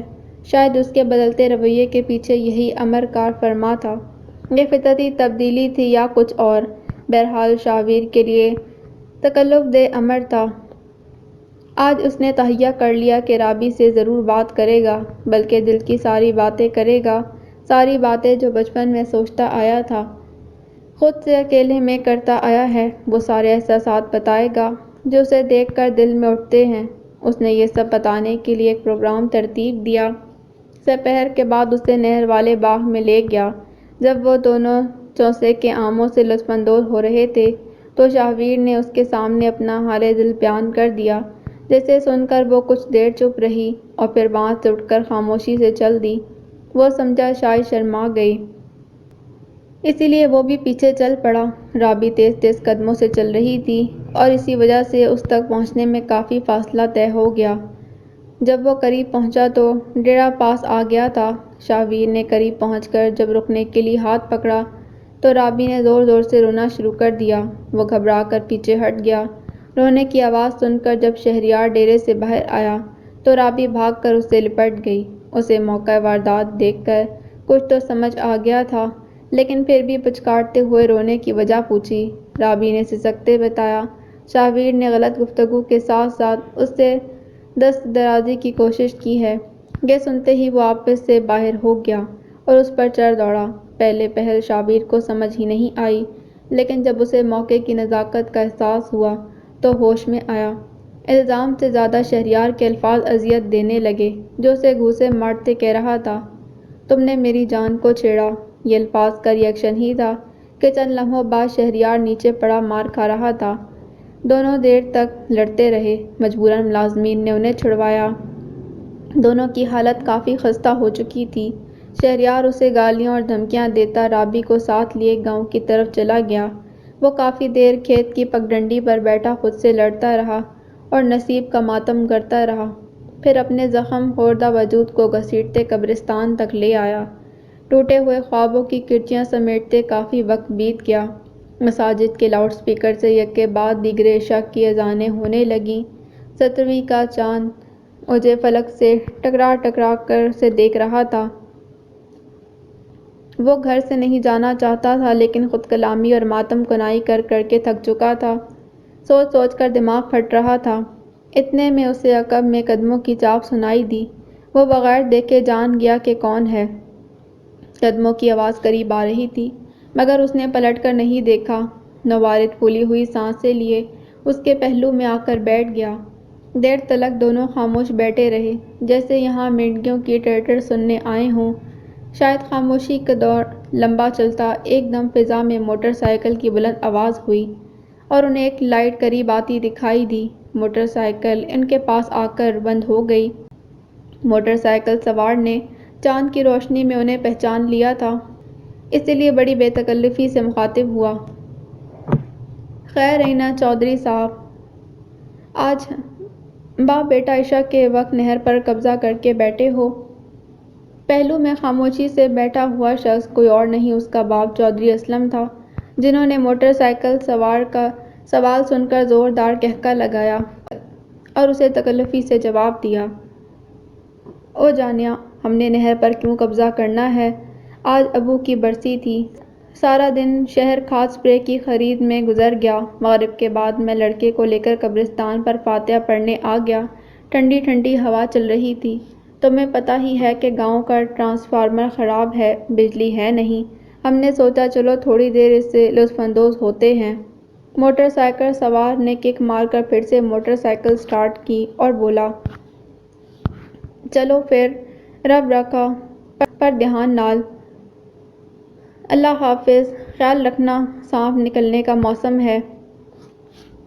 چودھری صاحب نے بھی اسے جاتے ہوئے کہا، خدا حافظ، ہم بھی بس جا رہے ہیں۔ دونوں اسے جاتے ہوئے دیکھنے لگے، حتیٰ کہ موٹر سائیکل کی آواز معدوم ہو گئی اور پھر سے ٹر ٹر کی آوازیں واضح سنائی دینے لگیں۔ دونوں کے بیچ خاموشی کا پردہ پھر سے حائل ہو گیا، جسے تھوڑی دیر بعد شاہویر کی آواز نے توڑا۔ دادا جان کی برسی تو جون میں تھی، یہ اگست میں کہاں سے آ گئی؟ تو اسے کیا بتاتا؟ میرا لخت جگر ناراض ہو کر نہر پر خوار ہو رہا ہے، انہوں نے متبسم لہجے میں جواب دیا۔ وہ چڑھتے ہوئے بولا، میں کسی سے ناراض نہیں، بس اپنے نصیب پر ماتم کر رہا ہوں۔ وہ اس کے کندھے پر ہاتھ رکھتے ہوئے بولا، ناراض نہیں ہو پھر یہاں کیا کر رہے ہو؟ پتہ ہے میں مغرب سے تمہیں ڈھونڈ رہا ہوں، چپا چپا ڈھونڈ مارا، پھر ذہن میں آیا کہ تم یہیں ملو گے۔ وہ دیر تک باپ کے چہرے کو خاموشی سے دیکھتا رہا، جہاں چاند کی روشنی میں سوائے شفقت پدری کے اور کچھ نظر نہ آیا۔ سمجھ نہیں آ رہی کہ کیا بولے، کیا کہے۔ سامنے بیٹھا ہوا شخص جس نے ہمیشہ اس کی جھولی میں محبت ہی ڈالی ہے، انہیں کن لفظوں میں بتائے کہ وہ جن حسین سپنوں کی عمارت بچپن سے بنا رہا ہے، گر گئی ہے اور ملبے تلے آ کر اس کی انا، عزت اور خودداری سب کچھ لے گئے ہیں۔ انہیں کیسے بتائے یہاں متوفیان کی تدفین کے بعد سوگ پر بیٹھا ہے، جو دستور دنیا کے مطابق کچھ دن تو چلے گا۔ انہیں کیسے بتائے کہ ٹوٹے ہوئے خواب کی کرسیاں پاؤں کو لہو لہان کر چکی ہیں، اب چلا نہیں جا رہا۔ انہیں دل کی چوٹیں کیسے دکھائے، انہیں کیسے بتائے ضبط کے سارے بندھن ٹوٹ گئے۔ وہ باپ کے گلے لگ کر زاروں کے تار رونے لگا اور انہوں نے بھی جی بھر کر رونے دیا۔ جب ابرے چشم برس برس کر تھک گئے، پھر ایک دور ہچکیوں کا چلا، پھر سسکیاں۔ 11ویں کھلاڑی کی طرح چند لمحے پچ پر ڈٹی رہیں اور ان کے آؤٹ ہوتے کھیل ختم ہو گیا۔ اب سوتیاں اختلاج قلوب تھیں یا مینڈکوں کی ٹرٹر۔ جب وہ دل کا غبار نکال چکا تو باپ نے شفقت سے بالوں میں ہاتھ پھیرتے کہا، چلو اب گھر چلتے ہیں۔ اس نے ضدی بچے کی طرح انکار میں سر ہلایا۔ باپ نے پیٹ پر ہاتھ پھیرتے ہوئے کہا، یار دوپہر سے کچھ نہیں کھایا، بہت بھوک لگی ہے، پیٹ میں چوہے میچ کھیل رہے ہیں۔ اس کے چہرے پر ہلکی سی مسکراہٹ آئی اور پھر غائب ہو گئی۔ آپ کو پتہ بھی ہے کیا ہوا آج؟ اس نے دھیمی آواز میں پوچھا اور سوال پوچھتے گردن شرمندگی سے جھکی ہوئی تھی۔ چودھری اسلم نے ایک ثانیے کے لیے اپنے لخت جگر کے جھکے سر کو دیکھا اور بڑی گمبھیرتا سے گویا ہوئے، ایک طرفہ کہانی، لالو گھریلو ملازمہ کا نام، سے سن چکا ہوں، باقی تم بتاؤ گے تو اصل حقیقت کا پتہ چلے گا۔ باپ کی بات سن کر اس نے فوراً سوال داغا، لالو سے کیوں پتہ چلا؟ امی نے کیوں نہیں بتایا؟ وہ سوال سن کر مسکرائے اور ہنستے ہوئے بولے، عجیب آدمی ہو یار، تمہارا سوال یہ ہونا چاہیے کہ کیا پتہ چلا، اس بات سے کیا سروکار کے کس سے پتہ چلا؟ جواباً وہ منمناتے ہوئے بولا، نہیں، میرا مطلب یہ تھا کہ امی کا کیا سین تھا، پتہ نہیں انہیں کیا بتایا گیا ہوگا۔ انہوں نے حیرت سے بیٹے کو دیکھا اور ذرا ترش لہجے میں بولے، اگر تمہیں اپنی ماں کے رد عمل کا اتنا ہی خیال ہوتا تو اس چٹے منہ والی مٹی چھری کے چکر میں نہ پڑتا۔ امی کا کیا سین تھا؟ اس کی نقل اتارتے ہوئے بولے۔ ان کی ڈانٹ کے جواب میں اس کی جھکی ہوئی گردن اور جھک گئی۔ جب چودھری اسلم نے بیٹے کے خمیدہ گردن کو دیکھا تو معذرتی لہجے میں بولے، چل چھوڑ، میرا مقصد تجھے شرمندہ کرنا نہیں تھا، مجھے غصہ اس بات پر آیا کہ ویسے تو دنیا بھر کے مشورے میرے سے کر لیتے ہو، یہ چبل مارنے سے پہلے کیوں نہیں پوچھا؟ اس کی خمیدہ گردن میں ایک اور خم کا اضافہ ہوا۔ انہوں نے تھوڑے سے وقفے کے بعد بات جاری رکھی۔ اب منہ سے کچھ پھوٹو گے، آج ہوا کیا؟ اس نے منمناتے ہوئے سوال کیا۔ لالو نے کیا بتایا؟ وہ پیار سے بولے۔ جو لغویات اس سے سنی ہے، مجھے اس پر یقین ہوتا تو تم سے حقیقت پوچھتا۔ اس نے متفکر لہجے میں پوچھا۔ پتہ تو چلے، وہ کیا بتا رہی تھی؟ وہ شفقت بھرے لہجے میں بولے۔ پتر، وہ جو بتا رہی تھی اس پر تو مر کے بھی یقین نہ کروں۔ مجھے اپنے خون پر پورا اعتماد ہے۔ چل اب پہیلیاں نہ بجھوا، جو ہوا ہے وہ بتا۔ چل میرا پتر، اسٹارٹ ہو جا۔ باپ کی بات سن کر وہ متفکر ہو گیا۔ پتہ نہیں انہوں نے گھر جا کر کیا بتایا، لیکن اب حقیقت چھپانے کا کوئی فائدہ نہیں تھا، اس لیے الف سے لے کر یہ تک پوری بات سچ سچ بتا دی۔ چودھری صاحب اس کی قطع سن کر کچھ سوچنے لگے، پھر اسے اٹھنے کا اشارہ کرتے خود کھڑے ہو گئے۔ سیدھا کھڑا ہوا تو باپ پر اس کے لباس کی خستہ حالی عیاں ہو گئی۔ قمیض کا گھیڑا بائیں طرف سے آدھا پھٹا ہوا تھا، 2-3 بٹن بھی غائب تھے، گردن پر زخموں کے نشان بھی تھے جو وہ پہلے نہیں دیکھ پائے۔ چلتے ہوئے شاہویر نے اپنا پرانا سوال الفاظ بدل کر پوچھا۔ ابو، امی کا موڈ کیسا تھا؟ وہ سوال سن کر مسکراتے ہوئے بولے۔ اس کے موڈ کا کیا ہے، وہ تو صدا سے آتش فشاں کی طرح لاوا ہی ابلتی رہتی ہے۔ تو ٹینشن نہ لے، اللہ سب بہتر کرے گا۔ وہ ان کی بات سن کر چپ ہو گیا۔ چاند کی روشنی میں بھی چہرے پر مایوسی واضح دیکھی جا سکتی تھی۔ چودھری صاحب نے ایک لمحے کے لیے مایوس بیٹے کو دیکھا اور بولے، یار مجھ سے ایک وعدہ کر۔ اس نے مریل سی آواز میں پوچھا۔ کیا وعدہ ابو؟ انہوں نے لمبا سانس لیا اور کھوئے ہوئے لہجے میں مخاطب ہوئے۔ یار تم چاہے زندگی سے کتنے بھی مایوس ہو جاؤ، جتنے بھی ناکام ہو جاؤ، جتنے بھی ٹھکرائے جاؤ، وعدہ کرو کبھی خودکشی کی کوشش نہیں کرو گے، بلکہ کوشش تو دور ایسا خیال بھی دل میں نہیں لاؤ گے۔ وہ ان کی بات سن کر ایک لمحے کے لیے چونکا اور متجسس لہجے میں استفسار کیا۔ آپ کو کیوں خیال آیا میں خودکشی کا سوچوں گا؟ وہ اس کے متجسس سوال کو سن کر ہلکا سا مسکرانے کے بعد سنجیدہ ہو کر بولے، باپ ہوں تمہارا، تمہیں گودی کھلایا، تمہاری رگ رگ سے واقف ہوں۔ اس کے علاوہ ایک انوکھی قدر مشترک ہے ہمارے بیچ، جو باتیں تمہاری عمر میں صرف سوچتا تھا تم عملاً کر جاتے ہو۔ طویل ٹھنڈی سانس۔ اب مجھے ڈر لگنے لگا ہے، کہیں تم وقفہ چل چھوڑ۔ بس اتنی بات پلے باندھ لو کہ کوئی الٹی چبل نہ مارنا۔ باپ کے جواب سے مطمئن ہونے کے بجائے اس نے ضدی لہجے میں وہی سوال دہرایا۔ پھر بھی بتائیں نا، آپ کے دماغ میں کیوں آیا میں اس حد تک جا سکتا ہوں؟ وہ سوال سن کر شفقت بھری حیرانگی سے گویا ہوئے۔ تمہارے اندر ایک وکیل چھپا بیٹھا ہے اور بن تم ڈاکٹر رہے ہو۔ اس کا اصرار بڑھتا گیا، پھر سے پوچھا، بتائیں بھی نا۔ وہ تھوڑی دیر سوچنے کے بعد بولے، یار زندگی میں بہت سارے مقام ایسے آئے جب ناکامیوں سے دل برداشتہ ہو کر کئی بار خودکشی کا خیال آیا، لیکن ازلی بزدلی کے ہاتھوں وہ ارادے کبھی پائے تکمیل تک نہ پہنچے۔ اور میں پہلے بتا چکا ہوں، تم اب تک ہر وہ کام کرتے آئے ہو جو میں صرف سوچ پایا ہوں، اس لیے مجھے ایک ڈر سا لگ گیا ہے، اب وعدہ کرو مجھ سے۔ وہ اپنا مدعا بیان کر کے اس کی طرف التجائی نظروں سے دیکھنے لگے۔ وہ انہیں تسلی دیتے ہوئے بولا، بے فکر رہیں، آپ کا بیٹا اتنا بزدل نہیں، حالات کیسے بھی ہوں پورا مقابلہ کروں گا، وعدہ ہے میں کبھی بھی خودکشی جیسی چبل نہیں ماروں گا۔ یہ بات سن کر بے اختیار انہوں نے اپنی باہوں میں سے لے لیا۔ وہ چلتے چلتے رک گئے۔ کافی دیر تک باپ بیٹا ایک دوسرے کے گلے لگے رہے، پھر دونوں اپنے ماضی کی باتیں کرتے گھر کی طرف روانہ ہوئے۔ حویلی کا بیرونی آہنی دروازہ بند تھا، جسے انہوں نے ہاتھ سے کھٹکھٹایا۔ کچھ دیر بعد قدموں کی چاپ سنائی دی۔ آنے والے نے پہلے اندرونی اور بیرونی اطراف کے بلب روشن کیے اور پھر بلند آواز میں پوچھا، کون؟ جواباً چودھری اسلم بولے، دیمو، دروازہ کھولو۔ ندیم عرف دیمو نے آواز پہچانتے ہی ذیلی دروازہ کھول دیا۔ چودھری اسلم کی پیروی میں شاہویر کو اندر داخل ہوتے دیکھ کر دیمو کے چہرے پر ایک طنزیہ سی مسکراہٹ ابھری، جسے باپ بیٹا دونوں نے محسوس کیا۔ طنزیہ مسکراہٹ اور معنی خیز نگاہوں کا اثر زائل کرنے کے لیے چودھری اسلم نے دیمو سے درست لہجے میں پوچھا، لالو کدھر ہے؟ دیمو درست گفتاری کی وجہ سمجھ گیا، اس لیے آنکھیں چراتے ہوئے بولا، چودھری صاحب وہ ابھی حویلی سے آئی ہے، میں ابھی بلا کر لاتا ہوں۔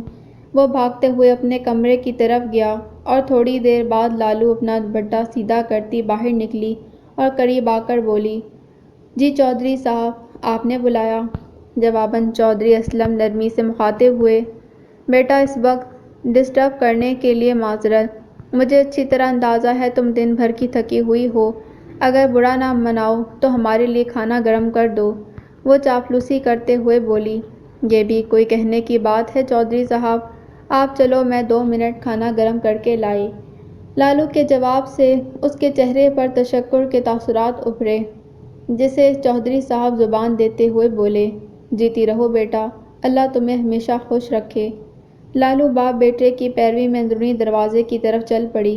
ابھی چند قدم ہی چلے تھے کہ چودھری صاحب نے پلٹ کر سرگوشی کرتے پوچھا، چودھرائن کدھر ہے؟ لالو نے بھی دھیمی آواز میں جواب دیا، وہ صحن میں لیٹی ہیں، شہریار صاحب ننیال گئے ہیں رابی بی بی کو چھوڑنے۔ جواباً چودھری صاحب سر ہلاتے ہوئے بولے، تم اس طرح کرو، کھانا چھت پر لے آنا۔ وہ اس بات میں سر ہلاتے حویلی کے اندرونی حصے کی طرف چلی گئی اور دونوں باپ بیٹا سیڑھیوں کی طرف چل دیے۔ ابھی وہ پہلی دوسری سیڑھی پر ہی تھے کہ حویلی کے اندرونی حصے سے آوازیں سنائی دینے لگیں جو یکدم بلند ہوتی گئیں۔ شہزادی کو ان کے آنے کی خبر ہو گئی تھی۔ وہ بلند آواز میں باپ بیٹے کو سلواتیں سنا رہی تھی۔ ماں کی دشنام طرازی سن کر شاہویر کے ہاتھ پاؤں پھولنے لگے اور سیڑھیاں چڑھتے ہوئے رک گیا۔ باپ نے بیٹے کی حالت بھانپ لی، اسی لیے آگے بڑھ کر اس کی پیٹھ تھاپی اور بغل میں لگا کر چھت پر لے آیا۔ تھوڑی دیر بعد لالو گرم گرم روٹیاں اور کریلے کا سالن لیے چھت پر وارد ہوئی۔ پانی کا ایک گڑھا ویسے ہی ہر شام چھت پر رکھ جاتی تھی۔ نیچے سے کھوسنے کی آوازیں معدوم ہو چکی تھیں۔ شدید اشتہا کے باوجود نوالا شاہویر کے گلے سے نہیں اترا۔ پہلا لقمہ لیتے ہی منہ کا ذائقہ کسیلا سا ہو گیا۔ اب پتہ نہیں یہ کڑواہٹ کریلے کی تھی یا ماں کی دشنام طرازی کی، ایسا لگ رہا تھا کہ اکائی اب آئی۔ اس نے کھانے سے ہاتھ کھینچ لیا۔ چودھری اسلم بیٹے کی کیفیت کو بھانپ گئے، اسی لیے اسے پانی کا گلاس پیش کیا جسے وہ ایک ہی سانس میں پی گیا۔ پھر باپ نے اپنے ہاتھ سے نوالے اس کے منہ میں ڈالے، جس کو چاہتے ہوئے بھی انکار نہ کر سکا۔ ایک روٹی جیسے تیسے زہر مار کی اور پھر کھانے سے ہاتھ کھڑے کر دیے، لیکن چودھری اسلم نے ڈٹ کر کھایا۔ لالو نے دوبارہ سے چھت کا چکر یہ پوچھنے کے لیے لگایا کہ انہیں کسی اور چیز کی ضرورت تو نہیں، تاہم دونوں نے شکریہ کہہ کر مزید خدمت کروانے سے انکار کر دیا۔ وہ کھانے کے برتن اٹھا کر واپس چلی گئی اور دونوں چھت پر پڑی چارپائیوں پر لیٹ گئے۔ ہلکی ہلکی ہوا چلنے سے حبس کی شدت میں کمی آ گئی تھی، لیکن جو حبس اس کے اندر تھی لمحہ بلمحہ بے چین کیے جا رہی تھی۔ وہ کچھ دیر چاند کو تکتا رہا۔ کچھ دیر بعد اسے محسوس ہوا چاند بھی اس کی حالت پر ہنس رہا ہے۔ اس نے کترا کر آسمان کے بجائے ادھر ادھر دیکھنا شروع کر دیا۔ عجیب صورتحال تھی۔ جسم چوٹوں کی وجہ سے دکھ رہا تھا، روح انا کی بربادی پر اشکبار تھی، ضمیر جلد بازی پر ملامت کر رہا تھا۔ چاند سمیت کائنات کا ہر ذرہ اس کی کیفیت کا تمسخر اڑا رہا تھا۔ نہ نیند آ رہی تھی اور نہ ہی جاگا جا رہا تھا۔ خودکشی کا خیال آیا تو شفیق باپ کی صورت سامنے آ گئی، جس سے ابھی وعدہ کر چکا تھا۔ اسے لگا جیسے گھڑی بھی رک سی گئی ہو، وقت بیت ہی نہ رہا تھا۔ یکدم باپ کی آواز سنائی دی۔ وہ پوچھ رہے تھے، سو تو نہیں گیا؟ کچھ دیر خاموش رہا، پھر اپنا سارا درد آواز میں سمو کر بولا، نیند نہیں آ رہی ابا۔ یار نیند تو مجھے بھی نہیں آ رہی، تم سے ایک سوال پوچھوں؟ باپ نے پیار سے استفسار کیا۔ وہ بولا، اجازت لے کر شرمندہ مت کریں، سوال پوچھیں۔ چودھری صاحب کچھ دیر سوچتے رہے اور پھر گویا ہوئے، یار سوچ سمجھ کر جواب دینا۔ وہ زچ ہوتے ہوئے بولا، پوچھیں گے تو بتاؤں گا۔ چودھری صاحب مسکراتے ہوئے مخاطب ہوئے، سانس تو لینے دو، پوچھتا ہوں، دل کی بجائے ذرا دماغ سے جواب دینا۔ محبت کیا ہے؟ سوال نے اسے کنفیوز کر دیا اور الجھے ہوئے لہجے میں بولا، مجھے آپ کے سوال کی سمجھ نہیں آئی۔ باپ نے ذرا سوال کو اور آسان کیا۔ یار یہ جو جذبہ ہے یا بیماری ہے، کچھ بھی کہہ لو، محبت تمہاری نظر میں کیا ہے؟ وضاحت کر سکتے ہو؟ سوال 5 نمبر کا ہے یا 20 نمبر کا، یہ بھی بتا دیں، پھر اسی حساب سے جواب دوں گا۔ اس نے جواباً چوٹ کی۔ پورے 100 نمبر کا۔ باپ نے پراعتماد انداز میں نہلے پر دہلا پھینکا۔ وہ اب سنجیدگی سے جواب سوچنے لگا، تاہم کافی غور و خوض کے بعد ایسے الفاظ نہیں جوڑ پایا جو اس کے خیالات کی ترجمانی کر سکیں، بلکہ سچ تو یہ تھا کہ اپنے بکھرے ہوئے خیالات کو ترتیب ہی نہ دے سکا، کیونکہ وہاں بہت کچھ آپس میں متصادم تھا۔ آج شام سے پہلے اور شام کے بعد کے خیالات میں 180 ڈگری کا بدلاؤ آیا تھا، اس لیے کسی نتیجے پر نہ پہنچ سکا۔ آخر کار اس نے اپنی شکست تسلیم کرتے باپ کو کہہ دیا کہ اس کے پاس مناسب جواب نہیں۔ چودھری صاحب کچھ دیر تک اپنے لختے جگر کو کھوجتی نظروں سے دیکھتے رہے اور پھر مخاطب ہوئے۔ عجیب بات ہے یار، 12ویں کا امتحان دے چکے ہو، دستور پاکستان کے مطابق بالغ ہو، اردو انگریزی ادب بھی کافی پڑھ رکھا ہے، تم کچھ دیر پہلے تک اس جذبے میں مبتلا ہونے کے دعوے کرتے رہے تھے اور پھر بھی جذبے کی تعریف نہیں کر سکتے، حیرت ہے۔ شاویر باپ کی بات سن کر شرمندہ سا ہو گیا اور اپنی خجالت مٹاتے ہوئے بولا، اب آپ میرے زخموں پر نمک چھڑکیں گے؟ بے عزتی کرنی ہے تو ایک ہی بار کر لیں، یہ بار بار نادم کیوں کرتے ہیں؟ آپ کو ایمانداری سے سب کچھ سچ سچ بتا چکا ہوں، اب بچے کی جان لیں گے کیا؟ بیٹے کی جذباتی تقریر سن کر چودھری اسلم مسکراتے ہوئے بولے، بچو، جان لینے کا حق اس گھر میں صرف تمہاری ماں کے پاس ہے، وہ اپنا کام اچھی طرح سے جانتی ہے، میں تو کچھ اور جاننا چاہتا تھا، لیکن تمہارے جواب نے مجھے مایوس کیا۔ تم سائنس کے طالب علم ہو، تاہم عملی طور پر تمہاری معلومات بالکل صفر ہیں۔ اس نے قطعی کلامی کی، محبت کا سائنس سے کیا تعلق؟ یہ تو 100% سوشل سائنس کا سوال ہے۔ چودھری صاحب سمجھاتے ہوئے بولے، جانتے ہو سائنس کا بنیادی کام ہی انسان، کائنات اور ان دونوں کے باہمی تعلق کا مطالعہ ہے۔ جب ہمارے اسکول کالجز میں سائنس پڑھائی جاتی ہے تو انسانی جسم کے مطالعے کے ساتھ انسانی نفسیات کیوں نہیں پڑھاتے؟ وہ بھی تو اسی کا جزو ہے۔ سائنس اور سوشل سائنس دونوں الگ مضمون کیوں؟ اگر دونوں کو ایک دوسرے سے علیحدہ کر دو گے تو سمجھنا مشکل ہو جائے گا۔ چل چھوڑ انہیں، تمہاری نسل کا کیا قصور؟ اصل مسئلہ تو نظام تعلیم کا ہے۔ ہمارے مذہبی اور دینی تعلیمی ادارے بچوں کو صرف طوطے کی طرح رٹاتے ہیں، سمجھاتے کچھ نہیں۔ اس لیے نہ ہمیں مذہب کی سمجھ ہے، نہ سائنس کی اور نہ ہی سوشل سائنس کی۔ یہ رٹایا ہوا علم آہستہ آہستہ یادداشت کے دریچوں میں کہیں گم ہو جاتا ہے۔ جب اس پر وقت کی دھول پڑتی ہے تو تربیت کے بغیر یہ تعلیمی اسناد کی حیثیت کاغذ کے چند ٹکڑوں کے سوا کچھ نہیں رہتی۔ معاشرے میں پھیلی ہوئی جہالت پڑھے ہوئے سارے سبق بھلا دیتی ہے اور بندے کے معاملات پر جاہلیت کی چھاپ لگنا شروع ہو جاتی ہے۔ اسی لیے جیسے جیسے تعلیم عام ہوتی جا رہی ہے، جاہلیت کا تناسب بڑھتا جا رہا ہے۔ بڑھتی ہوئی عدم برداشت کی ایک وجہ یہ بھی ہے کہ رٹائے ہوئے جاہل طوطے خود کو علم کل سمجھتے ہیں، اور جب ان کی گفتگو اور انداز و اطوار پر غور کرو تو لگتا ہے تعلیم انہیں چھو کر بھی نہیں گزری۔ چودھری اسلم کو جیسے ہی اندازہ ہوا کہ وہ اپنی اصل بات سے ہٹ چکا ہے تو انہوں نے اپنا لیکچر وہیں روکا، چارپائی سے نیچے اترے، پاس پڑے ہوئے گھڑے سے پانی کا ایک گلاس بھرا، بیٹے سے اشارے میں پانی کا پوچھا۔ اس کی تو بھوک پیاس مٹ چکی تھی۔ اس کے انکار میں ہلے سر کو دیکھنے کے بعد خود 3 گھونٹ میں پانی پی کر گلاس کو پھر سے واپس گھڑے پر رکھتے چارپائی پر آ کر بیٹھ گئے اور شاہویر سے استفسار کیا، کہاں تھے ہم؟ اس نے جواب دیا، آپ پڑھے لکھے جاہلوں کی بات کر رہے تھے۔ چودھری صاحب جواب سن کر تھوڑی دیر چپ رہے، جیسے کچھ یاد کر رہے ہوں۔ چند لمحے سوچنے کے بعد بولے، یار ہاں، یہ واقعی ہمارے معاشرے کا بڑھتا ہوا ایک گمبھیر المیہ ہے، لیکن میں نے تم سے محبت کے بارے میں پوچھا تھا، وہ کیا ہے؟